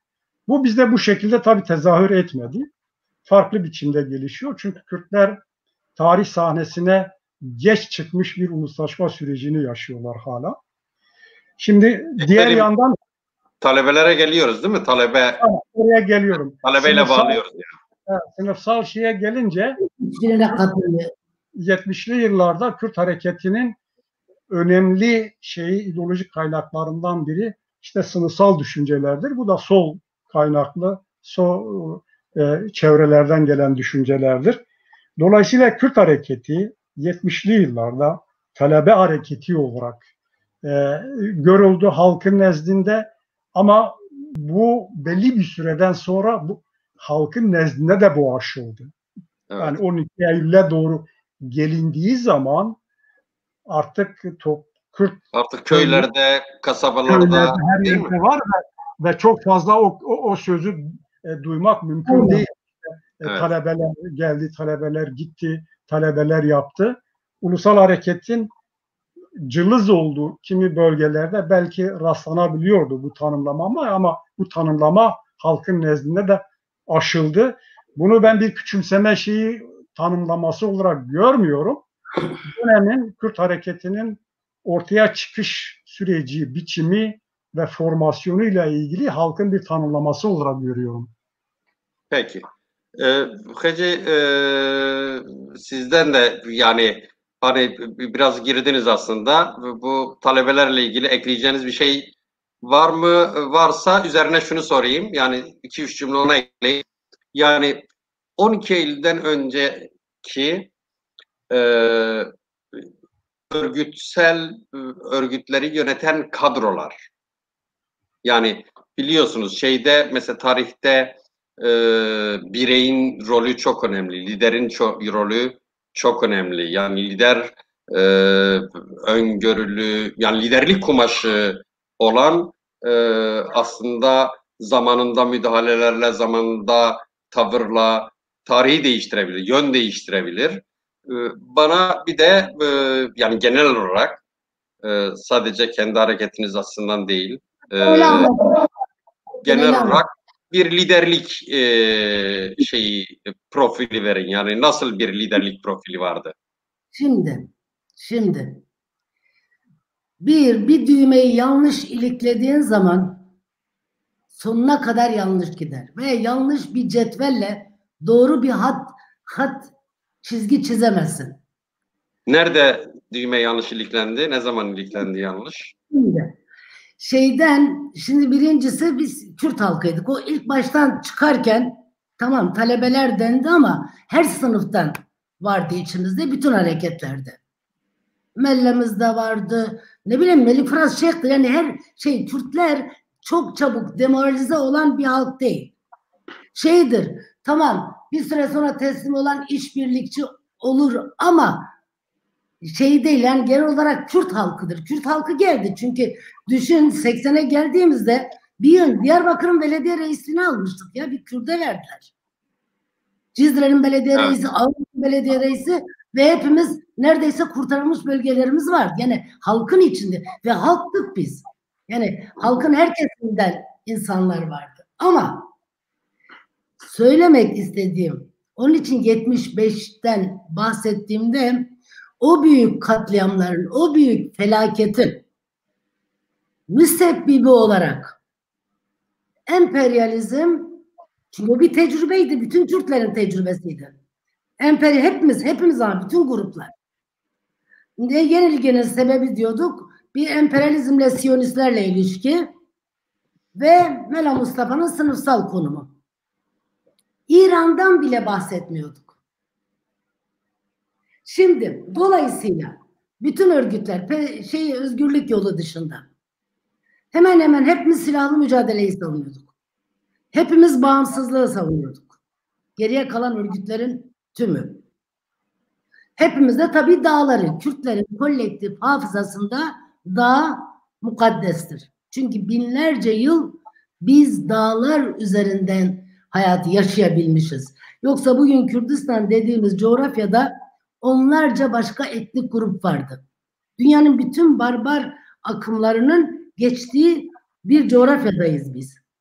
Kürtleri binlerce yıl koruyan dağlarıydı. Liderlik kumaşını sordum. Yani liderlik yanlış tamam. Bak, tamam. Dünyanın en büyük liderini getir. Kim diyelim ya? Bilmiyorum. Yani bir kudetacı, yani junta yapan liderler vardır.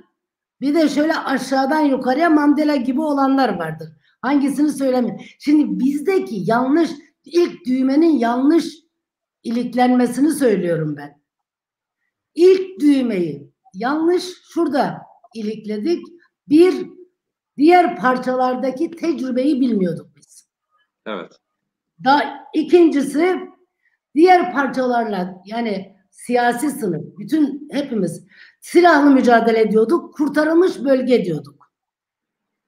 Kurtarılmış bölge derken ne Dersim'deki tecrübeyi, ne Ağrı'daki tecrübeyi, ne de 41'de kurulan JEKAF'la Niştiman'dan haberimiz bile yoktu. Yani şeye kadar Kürtler, çünkü bütün Kürdistan kolay kolay işgal edilmedi. Bütün Kürdistan direndi Lozan'a. Dolayısıyla 41'e gelindiğinde ve şeye kadar Mahabat, yani Mahabat Kürt Cumhuriyeti'nde Bekirov tarafından dayatılan KDP örgütlenmesi, hani parçacı örgütlenmeye kadar Kürdistan'daki bütün örgütlenmeler Kürdistanidir. Hoybun Kürdü, yani Kürdistan o sınırlar kabul edilmemiştir. Hoybun, Hevi, Jekav hepsi şeydir. Kürdistanidir ve bütün Kürdistan'da örgütlüdürler. Biz yani o Osmanlı İmparatorluğu'nun onda şeyi yok mu? Osmanlı İmparatorluğu'nda hani sınır yoktu. Yani dolayısıyla Güney Kürdistan. Canım benim, zaten biz hala sınırları kabul etmiyoruz ki. Bakma sen, sınırlar ne düşmanlar için var sınırlar, ne de halk için. Ben Kürdistan her yerinde yaşadım. Normal halkla konuştuğumda yani şunu mu söylemek istiyorsunuz? Yani 12 Eylül'den önce Kürt örgütlerinin parça örgütlenme anlayışları yanlış mıydı demek istiyorsunuz? Yanlıştı canım. 75'i biz niye yaşadık? Ana sebebini bilmiyorduk. Çünkü ondan sonra gelecek, lider olmamız mümkün değil. Ondan sonra bize lider dışarıdan tayin edildi bir tane. Kuzeye. Diğer parçalar Arap alfabesiyle okuma imkanları olduğu için diğer iki parça, özellikle Güney ve Doğu, birbirinden haberdardı. Birbirinin tecrübelerini okuyorlardı. 75'in. Ama Kuzey okuyamıyordu diyorsunuz. Bizde yoktu, bizde yok ki. Biz yani onu onu bilsen. Şimdi bak, kabadayıca bir slogan attık hepimiz. Anti sömürgeciyiz dedik. Birleşik Bağımsız Kürdistan dedik, değil mi? Peki junta geldiğinde Doğu Kürdistan özgürken niye toptan Şam'a gittik? Sömürgeciydi. Evet. Dağa gittiğimizde ben Talabani ile karşılaştığımda Filistinliler de vardı. Tabii ben küçük burjuva gözüyle bakıyorum ya ona. Küçük burjuva milliyetçisi. Bizim tezleri anlattım. Bana şey dedi. Filistinliler de var. Dedi peki Hacı kurtarılmış bölge savunuyor musun? Tabii dedim. Dedi peki lojistik destek nereden gelecek?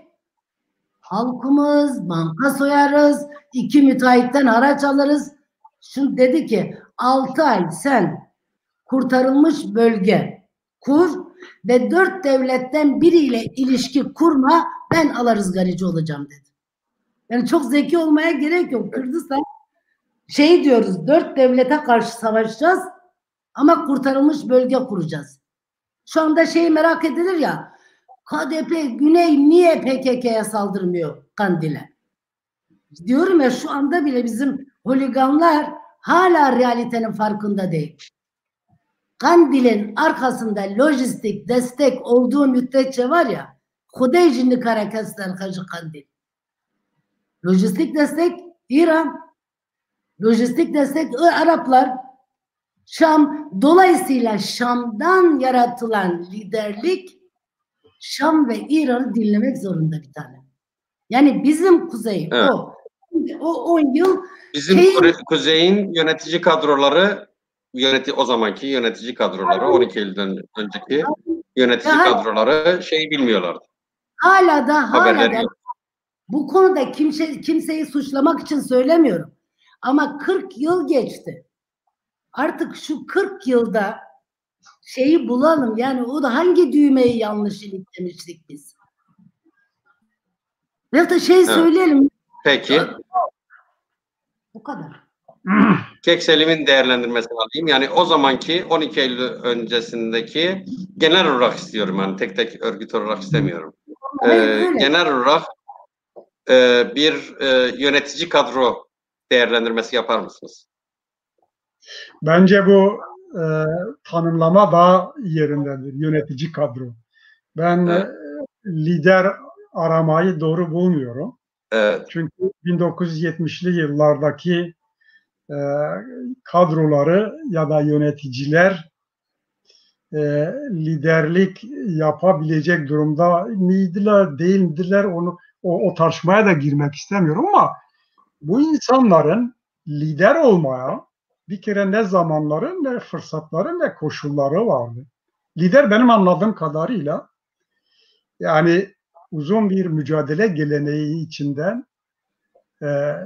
başarıyla gelen, arkadaşlarını, diğer beraber hareket ettiği, yola çıktığı insanlardan farklı performansıyla, yetenekleriyle, fedakarlığıyla, öngörüsüyle ve ustalığıyla öne çıkan ve bunu hak eden ve beraber yürüdüğü örgüt insanları ve kitle tarafından bu şekilde kabul edilerek benimsenen insanlardır. Yani lider aslında bu şekilde ortaya çıkar.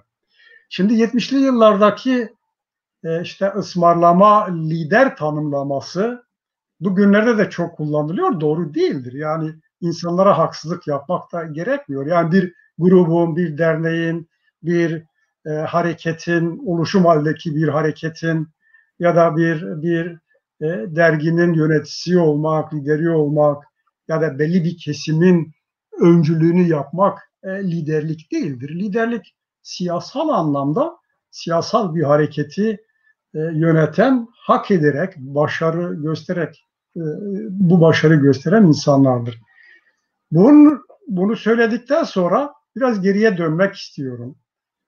Kürtlerde belki eğer 2 Said olayı yaşanmamış olsaydı, Türkiye Kürdistan Demokrat Partisi'nin kurucularından rahmetli avukat Faik Bucak şehit edilmemiş olsaydı, o da yani büyük bir ihtiyatla belki de liderlerin ortaya çıkması gibi bir şans belki olabilirdi. Çünkü 2 Said'in Kürt Ulusal Hareketi içindeki yerleri, konumları çok çok farklıdır. Yani birisi Said Kırmızı Toprak birikimi, teorik birikimi ve atılganlığıyla, Said Elçi halkın özümsediği bir halk içinden gelen bir kişi, şahsiyet olarak belki o olay yaşanmasaydı onların hareketiyle birlikte belki mümkündü ama sömürgeci ülkeler, düşman buna fırsat vermedi. Yani ve dolayısıyla 70'li yıllarda, hadi 75 ile 80'li yıllar 4-5 yıl, 6 yıl içinde bir lider yetişmez. Ortaya çıkmazdı. Bu demek değildir ki yani liderlik yapacak vasıflara sahip insanlar yoktu o dönemde. Vardı. Ama önemli olan koşullardır. Koşullar belirleyicidir. Koşullar o kadar belirleyici ve kuşatmacıydı ki liderlerin ortaya çıkmasına, kadroların sivrilmesine, örgütlerin gelişip kendi içinde güçlenmesine ve deney kazanarak istikrarlı hale gelmesine fırsat verilmedi. Sadece ve sadece Diyarbakır zindanlarındaki zulümlere bakıldığı zaman insan görüyor niçin devletin Kürtler içerisinde liderlerin de ortaya çıkmaması için neler yaptığını. Kimi insanların şu ya da bu şekilde öldürülmesi, ortadan yok kaldırılmasının nedenleri araştırıldığı zaman bakıyorsunuz ki bunların içinde özellikle seçilmiş insanlar vardır. Yani devlet bütün birikimleriyle, bütün istihbaratıyla, bütün tarihi deney ve tecrübeleriyle belki bizi, yani biz Kürtleri bizimden çok fazla olmasa bile bizim kadar tanıyor. Birçok alanda bizden daha fazla bizi tanıyor. Çünkü yüzyılların arşivleri, birikimleri, deneyimleri, örnekleri vardır. Uzmanları vardır, kurumları vardır, kuruluşları vardır. Bütün işleri, güçleri Kürt Ulusal Hareketi'ni ne şekilde ortadan kaldıracaklar, liderlik potansiyeli taşıyan insanları önünü nasıl kesecekler, bunun hesabı içinde yapıyorlar ve bunun sayısız deneyimleri, olayları yaşandı. O anlamda ben yani 70'li yıllardaki o kitleselleşen hareket içerisinde bazı kadroların öne çıktığını, belki ileride lider olabilecek şeyler gösterdiğini ama devletin, zulmün ve katliamların bunun önünü kestiğine inanıyorum. Uzun soluklu bir iştir. Şimdi ısmarlama liderler tabii farklıdır. Biz Hacı biliyor Suriye pratiğinde neleri yaşadığımızı. Suriye istihbaratının çalmadığı kapı yoktu. Gelin size şu kadar para vereyim, şu kadar silah vereyim, şunu vereyim, bizim yani siz de şunu yapın. Geçelim. Şimdi yani 12 Eylül'ü konuşalım biraz. Sonra zaten geçeceğiz yani o pratiğe. Hacı size sormak istiyorum. Yani 12 Eylül askeri darbesi nedir? Size ne anlatıyor? Neyin ifadesidir? Şeyler açısından. Kürtler açısından. Ben sanki herhalde yok Ruslar açısından konuşacağım. Tövbe estağfurullah. Şeyi söyleyeyim sadece, küçücük bir ara. Şıvan olayı olmasaydı da, Şıvan da başlasaydı büyük ihtimalle o şehit olacaktı. Şu anda başka bir arkadaşımız İmralı'da oturacaktı. 75 darbesinin nedeni güzelim, kurtarılmış bölgeye dayalı mücadele anlayışıdır. Lojistik destek kesildiği andan, yani ne Barzani'nin sınıfsal konumu, diyorsunuz, Cezayir Anlaşması'nı diyorsunuz. Yani 75. Evet. Cezayir Anlaşması en ufağıdır. Yani o ad artık sonuç. Ondan önce çünkü Kürdistan güzelim, çok zeki olmaya gerek yoktu. Çok fazla kitap okumaya da gerek yok. Daha da sen 6 ay kaldıktan sonra eğer şurandan yani savunduğun tezleri içselleştirmişsen, bir Kürt olarak gerçekten ulusal kurtuluşa inanıyorsan ve stratejik dostları düşünmüyorsan şeyi anlarsın.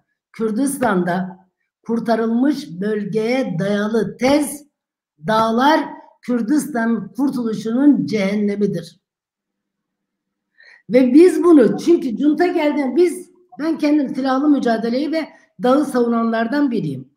Junta'dan önce biz dağa gitmeye, dağ kararımız junta öncesidir. Yani junta geldiğinde biz dağdaydık zaten ve 2 parçalı da üssümüz vardı. Doğu Kürdistan'da da, Navzeng'de de. Junta geldiği gün yüzler, binlerce insan dağa çıktı. Kuk'tan, işte ben 82'nin sonunda Yekmal'a geldiğimde Kuk'un kadroları, yani Kuk, onların elindeki silahlar Navzeng'de bizim şeyde yoktu. YNK veya da bir yıl örgütün elinde yoktu. Binlerce Kürt dağlardaydı. Hepimiz çünkü dağ demiştik. Ama bir dağda kalıp bu gerçekliği gördükten sonra iyi de biz niye şehirleri bırakıp dağa gittik? Halbuki Dersim'de ilk uçak bombaladığı andan itibaren oturan hemen şey demişti. Dağın kilidini kaybettik. Jacob demişti dağın kilidini... Peki bu düşüncenizi bugünden baktığınızda mı söylüyorsunuz? O zaman da böyle düşünüyor muydunuz? 6 ay sonra, Nazlı'da 6 ay sonra, sen bizim 6 ay sonra söyledim. Kurtarılmış bölgeye dayalı tez sana kayıtsız şartsız yardım edecek bir lojistik güç gerektirir. Çünkü kurtarılmış bölge demek devlet savaşı demektir. Adres bildiriyorsun. Evet. Lojistik, ya 140.000 peşmergesi vardı Türklerin 75'te. Şehirler özgürleştirilmişti.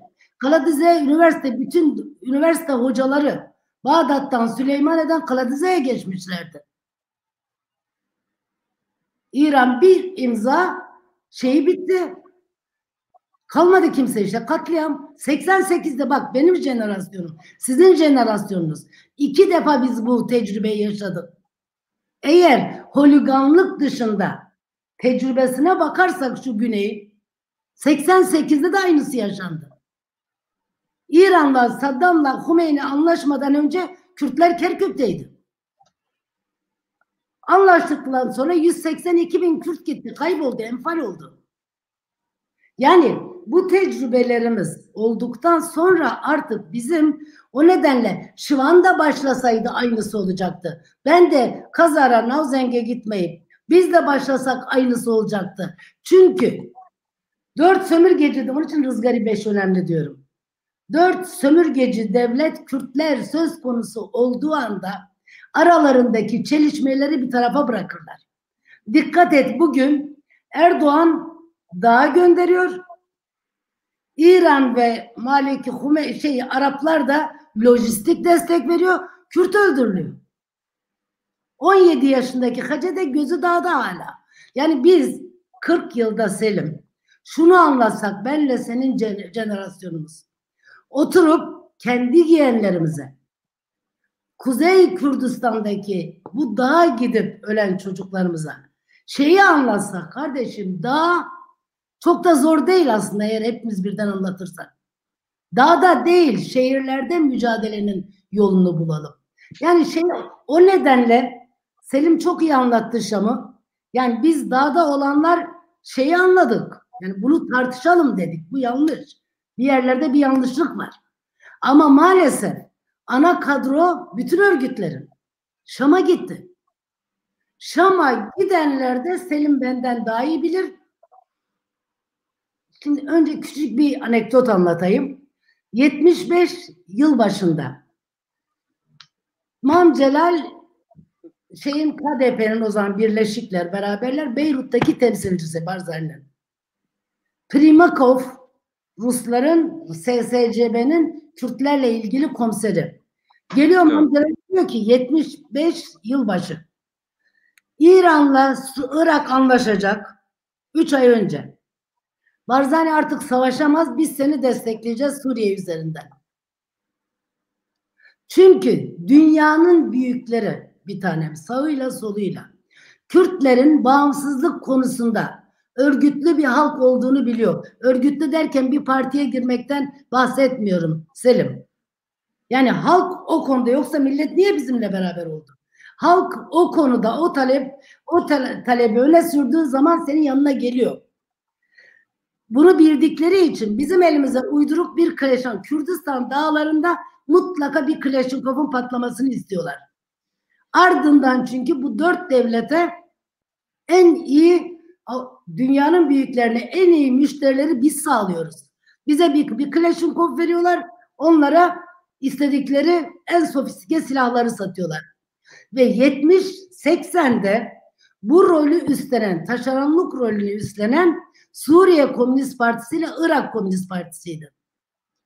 Bulgaristan elçiliği, bizim arkadaşlar herhalde Selim de onu bilir çünkü ben bilmiyorum Şam'ı, ama töre çok size gelip gidiyormuş ve bütün gruplar hemen 6 ay sonra Sovyetçi olmuştu. Ya biz alırız gari, biz Afganistan'dan sonra Sovyetler işgalci diye bir broşür dağıtmışız. Buna rağmen herkes bir stratejik dost çıktı. O stratejik dostumuzun hatırına bütün örgütler parça parça edildi ve en uygunu buldular. Şam'dan lojistik desteğini Şam'dan ve İran'dan alan bir hareketin Kürdistan'ın lehine bir sonuç yaratması mümkün mü? Hele bir de kuzeydeyse. Çünkü kuzeyde zaten Türkçe düşünülüyordu. Herkesin hayali... Yani Şam diyorsunuz aynı zamanda... Ah bir Mustafa Kemal çıksa, ah bir Bismarck çıksa. Kürtlerde Bismarck tutmaz. Kürtler rengarenktir. Birbirimizin farklılığını kabul etmek zorundayız. Bak şu 20-30 yıllık güneyde var ya, demokrasiye 2 kavram katıldı. Bir tanesi nedir biliyor musun? O rekkeftinin dışında. Yakıtıdan bahsedilmez. Rekkeftin denir. İkincisi kabul kırına havdu. Azınlık çoğunluk denmez. PKT komelgen. Toplumu oluşturanlar. Yani Kürtçe düşünüp Kürtçe siyaset yaptığın zaman, ama maalesef bizim kuzeyde Türkçe düşünmüyordu zaten. Hangi örgüt olsa APO olacaktı. Benim örgütüm dahil ha. Evet. Çünkü sadece 2 tane soygunla 3 Kleşinkov'la kurtarılmış bölge kuruldu. Yani öyle ben savunuyordum. Ben o kadar biliyordum ya. Evet. Mesela şimdi şunu mesela anlatalım. 82'nin sonuna kadar bir tane PKK'li yoktu dağda. Bizim peşmergelerimiz vardı. Sizin vardı KUK'un. Özgürlük yolu bile dağdaydı. DDK'den arkadaşlar gelip gitti. Kavacılardan küçük bir grup geldi. Peki ondan sonra dağa çıktık, millete yolu biz gösterdik. Niye indik dağdan? Mesela nereye gitti KUK'un peşmergeleri? O üstlere ne oldu? Alarız gali bir de o 1 yılda, 3 yılda ne gösterildi biliyor musunuz? Bütün örgütler, hiçbir örgütün aklından şu geçmezdi. Kürdistanliliğimiz şuydu. Gittiğimiz parçada kendimize yakın örgütle beraber olurduk, İran'a karşı savaşıyorduk. Güneyde kendimize yakın örgütle beraber Komelay'dı o zaman, Irak'a karşı savaşıyorduk. Suriye yani Bilhat'taki Kürt örgütleriyle dostluğumuz vardı. Ama dikkat et, hiç doğa boşluğu kabul etmez. 83'te birdenbire o prestijli koca örgütler dağda kalmadı. Dağı biz özendirmiştik. Ya ben sizden anladığım bir Şam tabii. ve Sovyet aklı tabii. Kürt örgütlerini dağıttı. Peki Kekselim sen düşünceni alalım bu konuda. Sevgili seyirciler, bilmiyorum yani ben tabii arkadaşlarla şöyle konuşmuştuk. Son 15 dakika soru alalım diye. Bence bundan sonra reji varsa soru alabiliriz konuklarımıza. Kekselim cevaplasın soruyu. Sonra soruları alalım. Zamanımız zaten sanıyorum zamanımızı çok geçtik. Evet, Kekselim. Ya sevgili Yalçın, mümkün olduğu kadar çerçeve içinde kalmaya çalışıyorum. Tabii aslında söylenecek çok şey var. Ama yani mesela Kekbil'dan demin dedi ki Doktor Şivan da DDK'da KİP geleneği de kurtarılmış bölge stratejisi yoktu. Hacı dedi ya. Ben Şivan'ın üyesiydim. Gördüm onu da. Şimdi özet anlamında bazı şeyler söyleyeyim. Evet. Çünkü zamanımız da dardır. Çok dağıtmak da istemiyorum ama 1970'li yıllarda Kürt hareketlerinin ortak tespit, görüş ve tezlerinden biri de silahlı mücadeleydi. Silahlı mücadeleyi reddeden hiçbir grup yoktu. Yani temelden reddeden.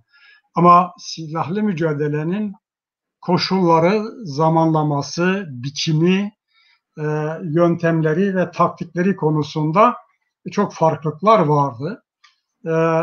Sayın Vildan Tanrıkolu'nun da sorduğu soruya bu çerçevede cevap vermek istiyorum. Tabii silahlı mücadeleyi bütün örgütler savunuyordu ama bazıları 3 aşamalı halk ayaklanmasını savunuyordu bazıları. Savaşı yoluyla, kimileri daha ziyade öncü savaşlar. Örneğin Doktor Şivan'da benim şahsen gördüğüm bir anlamda Foucault'cu olarak da tanımladığım kahraman öncüler çıkar, silahlı mücadele yürütür, halk bunlara inandığı zaman peşlerinden gider ve bunun bir stratejik denge aşamasına vardığı zaman halk savaşına dönüşür gibi tezler vardı. Gerilla savaşı vardı, uzatmayayım ama kurtarılmış bölgeyi savunanlar vardı.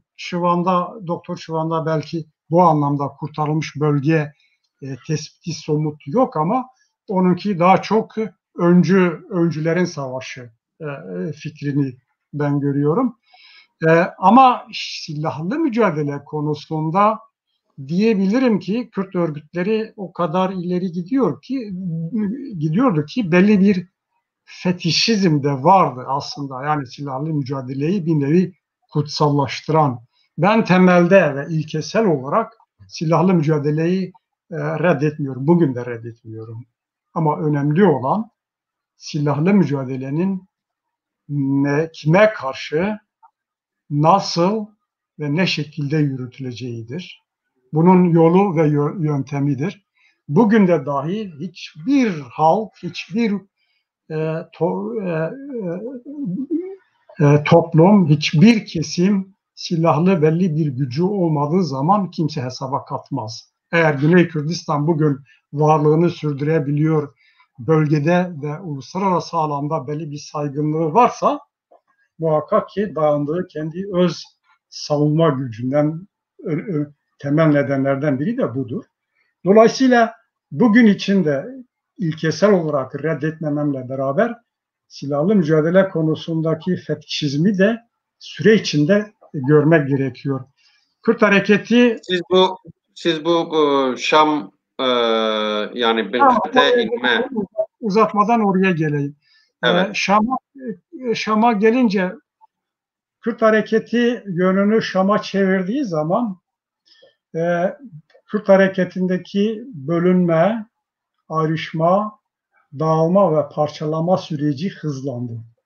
Bunun nüveleri, temeli, neden ve gerekçeleri 12 Eylül öncesinde olmasına rağmen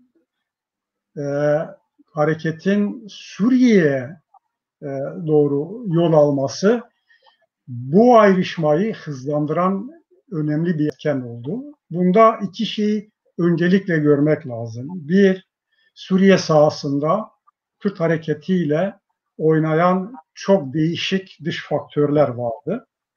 Yani bunları tek tek saymanın bir anlamı da yoktur. Şu parti ama çok fazla güç faktör devreye girdi ve diğer önemli bir etken de Sovyet meselesiydi. Sovyetlere bakış açısıydı.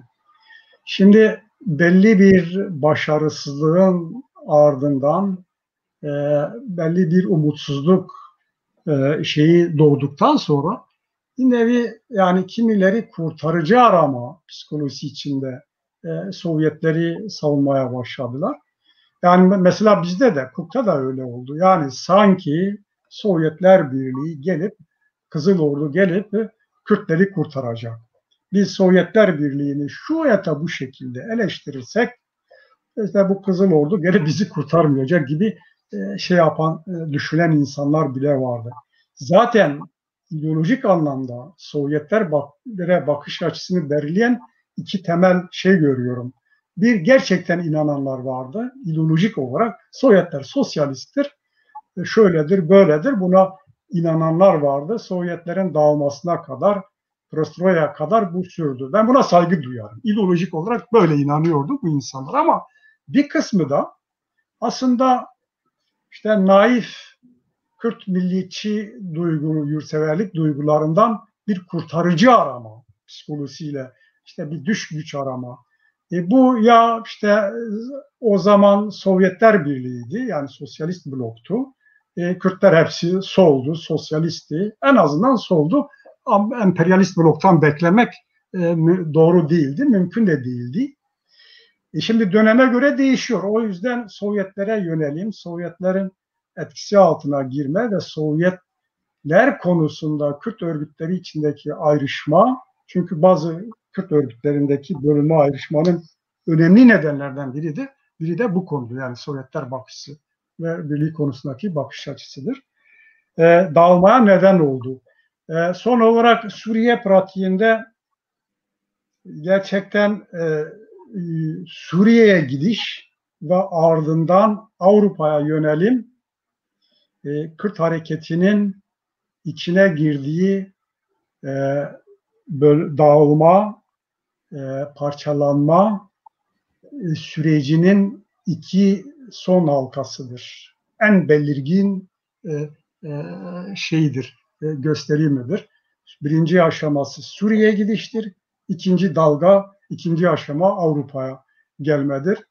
Ben tabii belki zaman olmadı 12 Eylül öncesi durumlar ve Kürt hareketi neden o duruma geldi. Onun sebeplerini uzunca konuşma fırsatımız anlaşılamıyor ama ben 12 Eylül öncesi veya da Kürt hareketi işte yenilgi kavramıyla izah etmiyorum. Ve bu şeyi, bu şekildeki yaklaşımı da doğru bulmuyorum. Çünkü Kürt hareketi zaten devletle, sömürgeci Türkiye Cumhuriyeti Devleti'yle cepheden bir savaşın içine girmedi. Yenilgi ne zaman alınır? 1975 hareketin bir yenilgiydi. Bir cephe savaşına girdi. Irak yönetimiyle uluslararası koşullarında dayatmasıyla bir yenilgiydi. Kürt hareket ya da başka bir boyutta birileriyle cepheden savaşa girersiniz ve bu savaşı ya da o mücadeleyi kaybedersiniz. Onun yerine ben Kürt hareketinin bir yeni döneme, yeni koşullara kendini uyduramadığını, yeniden üretemediğini ve örgütlenemediğini, dolayısıyla daha önce de var olan içsel sorunlarının da dışa vurumuyla bir bölünme, bir ayrışma, bir parçalanma ve çözülme süreci olarak görüyorum. Buna yenilgi demeyi doğru bir tespit olarak görmüyorum. Şimdi bu dağılma, çözülme süreci şeyden başlatmak da doğru değil. İşte sadece Suriye'den sonra başladı ya da Avrupa'ya.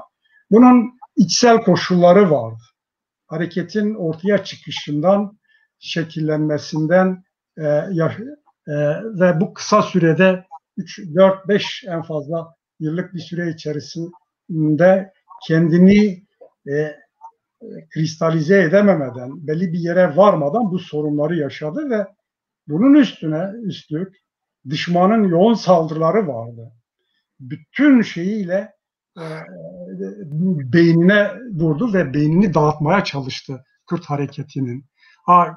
Kürt hareketinin içinde yer alan bütün kadrolar ve militanlar, bunlarda sonsuz bir inanç, bir şey vardı. Yani bir kendine güvenme, bir inancı vardı. Ama koşullar o noktaya geldi ki dönemin kadroları koşullara cevap veremedi. Yeniden kendini üretemedi, yeniden örgütlenemedi. Suriye'ye çıkış ve Avrupa'ya çıkış zımni anlamda sessiz bir biçimde Kürt kadrolarının işte bu süreci kabullendiğinin bir ifadesi, itirafı olarak görüyorum kısacası. Peki. Ya şimdi sizden şöyle bir ricam olabilir mi? Yani sorulara mümkün olduğunca böyle birer cümle, ikişer cümle cevap verseniz. Çünkü böyle kişiye yönelik soru yok. İkinize yönelik soru var aslında. Mesela şu soruyu okuyabiliyor musun Kek Selim? Hangisi? Evet, bu bir soru değil. Soru alalım arkadaşlar. Pardon, gizli bir elin kokus tekrar alabilir miyiz o cümleyi? Ya ben okudum onu da. Okudun mu? Yani, çok konuşulan, tartışılan bir konudur. Hukuk süreci içinde yer alan kadrolar içinde. Tabii kimi doğru yanları vardır bunun. Ama her şeyi buna bağlamak doğru değildir. Türkiye'deki devlet mantığındaki gibi her şeyi dış güçlere bağlamak doğru değil. Eğer senin içinde sorun varsa, eğer sen kimi dış güçlerin seninle oynamaya müsaitsen kendi içinde, yöneticin olarak, kadroların olarak, yapın olarak müsaitsen, kendi gerçeğine dön. Ben hazır değildim. Ben bu durumda değildim.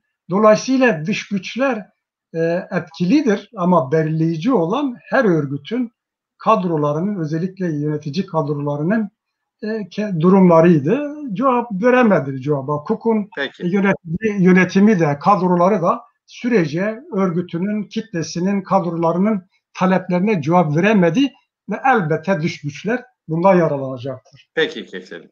Başka arkadaşlar soru? Evet. Raşit Azaro, sorum şu. 70'lerin bir devrimci, yurtsever ruhu vardı. Bu ruh cesur, fedakar, kişisel çıkarcılıktan yoksun. atılgan bir ruh, bir ruhun kişisel çıkarcılıktan yoksun, atılgan bir ruh. Bu ruhun sosyolojik, psikolojik ruhunun kaynağı ne olabilir? Kürt olmak. Kürt olmak. Evet, devrimcilerdi, inanıyorlardı, değil mi? Kürt olmak ya, Kürt olmak. Kürt olmak. Yani bu kadar. Evet. Ya bir soru vardı, önemsiyorum ben. Diyor, Şoraş sormuştu. Diyor Şoraş ki, niye işte Suriye diğer örgütler işte parçalanırken niye PKK'yı gönderdi? Bu tam da işte sorunun, yani benim tartıştırmak istediğim konu. Şimdi Suriye, bu 4 sömürgeci devlet son 60 yılda Kürdistan Ulusal Kurtuluşu'ndan bizden fazla ders aldılar. O derslerden biri şuydu: Kürtler kolay diğer parçalara zarar vermiyor. Mesela Doğu Kürdistanlı örgütler Saddam'la oturacaklarsa Güney Kürdistan'daki Kürtlere soruyorlar. Ondan sonra Güney Kürdistan mesela Kuzey'le ilişki kurarken bize genellikle soruyorlardı. Ve alenen tavır koymazlar. O zamana kadar, o 3 yılda PKK'yı gönderene kadar sömürgeciler çok incindi. Çünkü sahada peşmergesi olan örgütler, yani KUK, biz ve Özgürlük Yolu Kürt örgütlerinin yanındaydık. Ve bir biçimde sömürgeci devletlerle karşı karşıyaydık. Kürtler iç ittifakını kurup sömürgecilerle savaşıyorlardı. Şam'da yaratılan, yani diğer gruplar da hazırdı ama en uygun APO'ydu, PKK'ydı. Diğer parçalarla dikkat et, onlar bizim savunduğumuz, yani Kürtlere uygun olan ittifaklar anlayışının tam tersini yaptılar. İran'la anlaşıp İran'daki Kürt örgütlerine vurdular. Saddam'la anlaşıp güneydeki Kürt örgütlerine vurdular. Ve Mehmet Şener öldürülmeden önce yazar, çünkü 91 ayaklanmasın, Mehmet Şener henüz sağdır. Biz de savaşalım, Türkiye halk ayaklanmış. Karşı çıkılır, hayır Saddam'la ilişkimiz bozulur diye. Şimdi bunu Alarızlı'ya yaptıramazlardı. KUK'a yaptıramazlardı. DDKD'ye yaptıramazlardı. Evet. Biliyorsunuz bu PAK'a mesela, bu Roşelat'ın örgütü PAK'a dediler ki İran'la savaşamazsınız yani. Hayır, daha birkaç sene önce. Ya o öyledir. Çünkü zaten diğerlerinin seçilmeyip, diğer bizim örgütlerin tümü yatmıştı Allah için, stratejik dosta. Yani Suriye devleti sömürgecilikten çıkmıştı. Onu yani hiç öyleydi. Ama en uygun APO'ydu, çünkü APO garantisini de verdi. İç muhalefeti bırakmayacağım garantisini verdi. Resulü yakalayarak. Dolayısıyla kendi elinde tuttu. Yani zaten tek lider, tek kurtarıcı ve onların kendi ellerindeydi. O nedenle gönderdiler. Evet. Çünkü peki. Yoktu. Programımız burada bitiyor. Son birer cümlenizi alayım varsa, yoksa programı bitireyim. Hacı? Benim son cümlem hepimize diyorum, şu sorunun cevabını tek tek herkes hepimize sorsun. Niye 4 sömürgeci devlet diyordunuz? Türk devleti bizi savaşa davet etti. Daveti kabulümüzdür deyip Şam'a gittiniz. Bu soruyu bize sorsunlar. Hepimize. İkincisi sorsunlar. Dağlara özendirip niye dağı boşalttınız? Bu kadar. Yani herkes Selahattin Demirtaş'a, APO'ya laf etmeden önce bence benim jenerasyonumdaki herkese sorsunlar. Desinler ki niye dağları bıraktığınızı anlatmadınız. Bu kadar. Teşekkür ederim. Evet. Kekselim. Ya benim söyleyeceğim 2 şey var.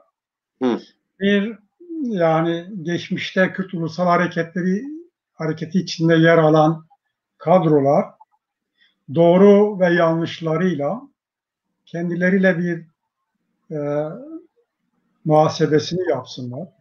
Yani kendilerinden başlayarak, hareketleriyle başlayarak böyle bir şeye girsinler.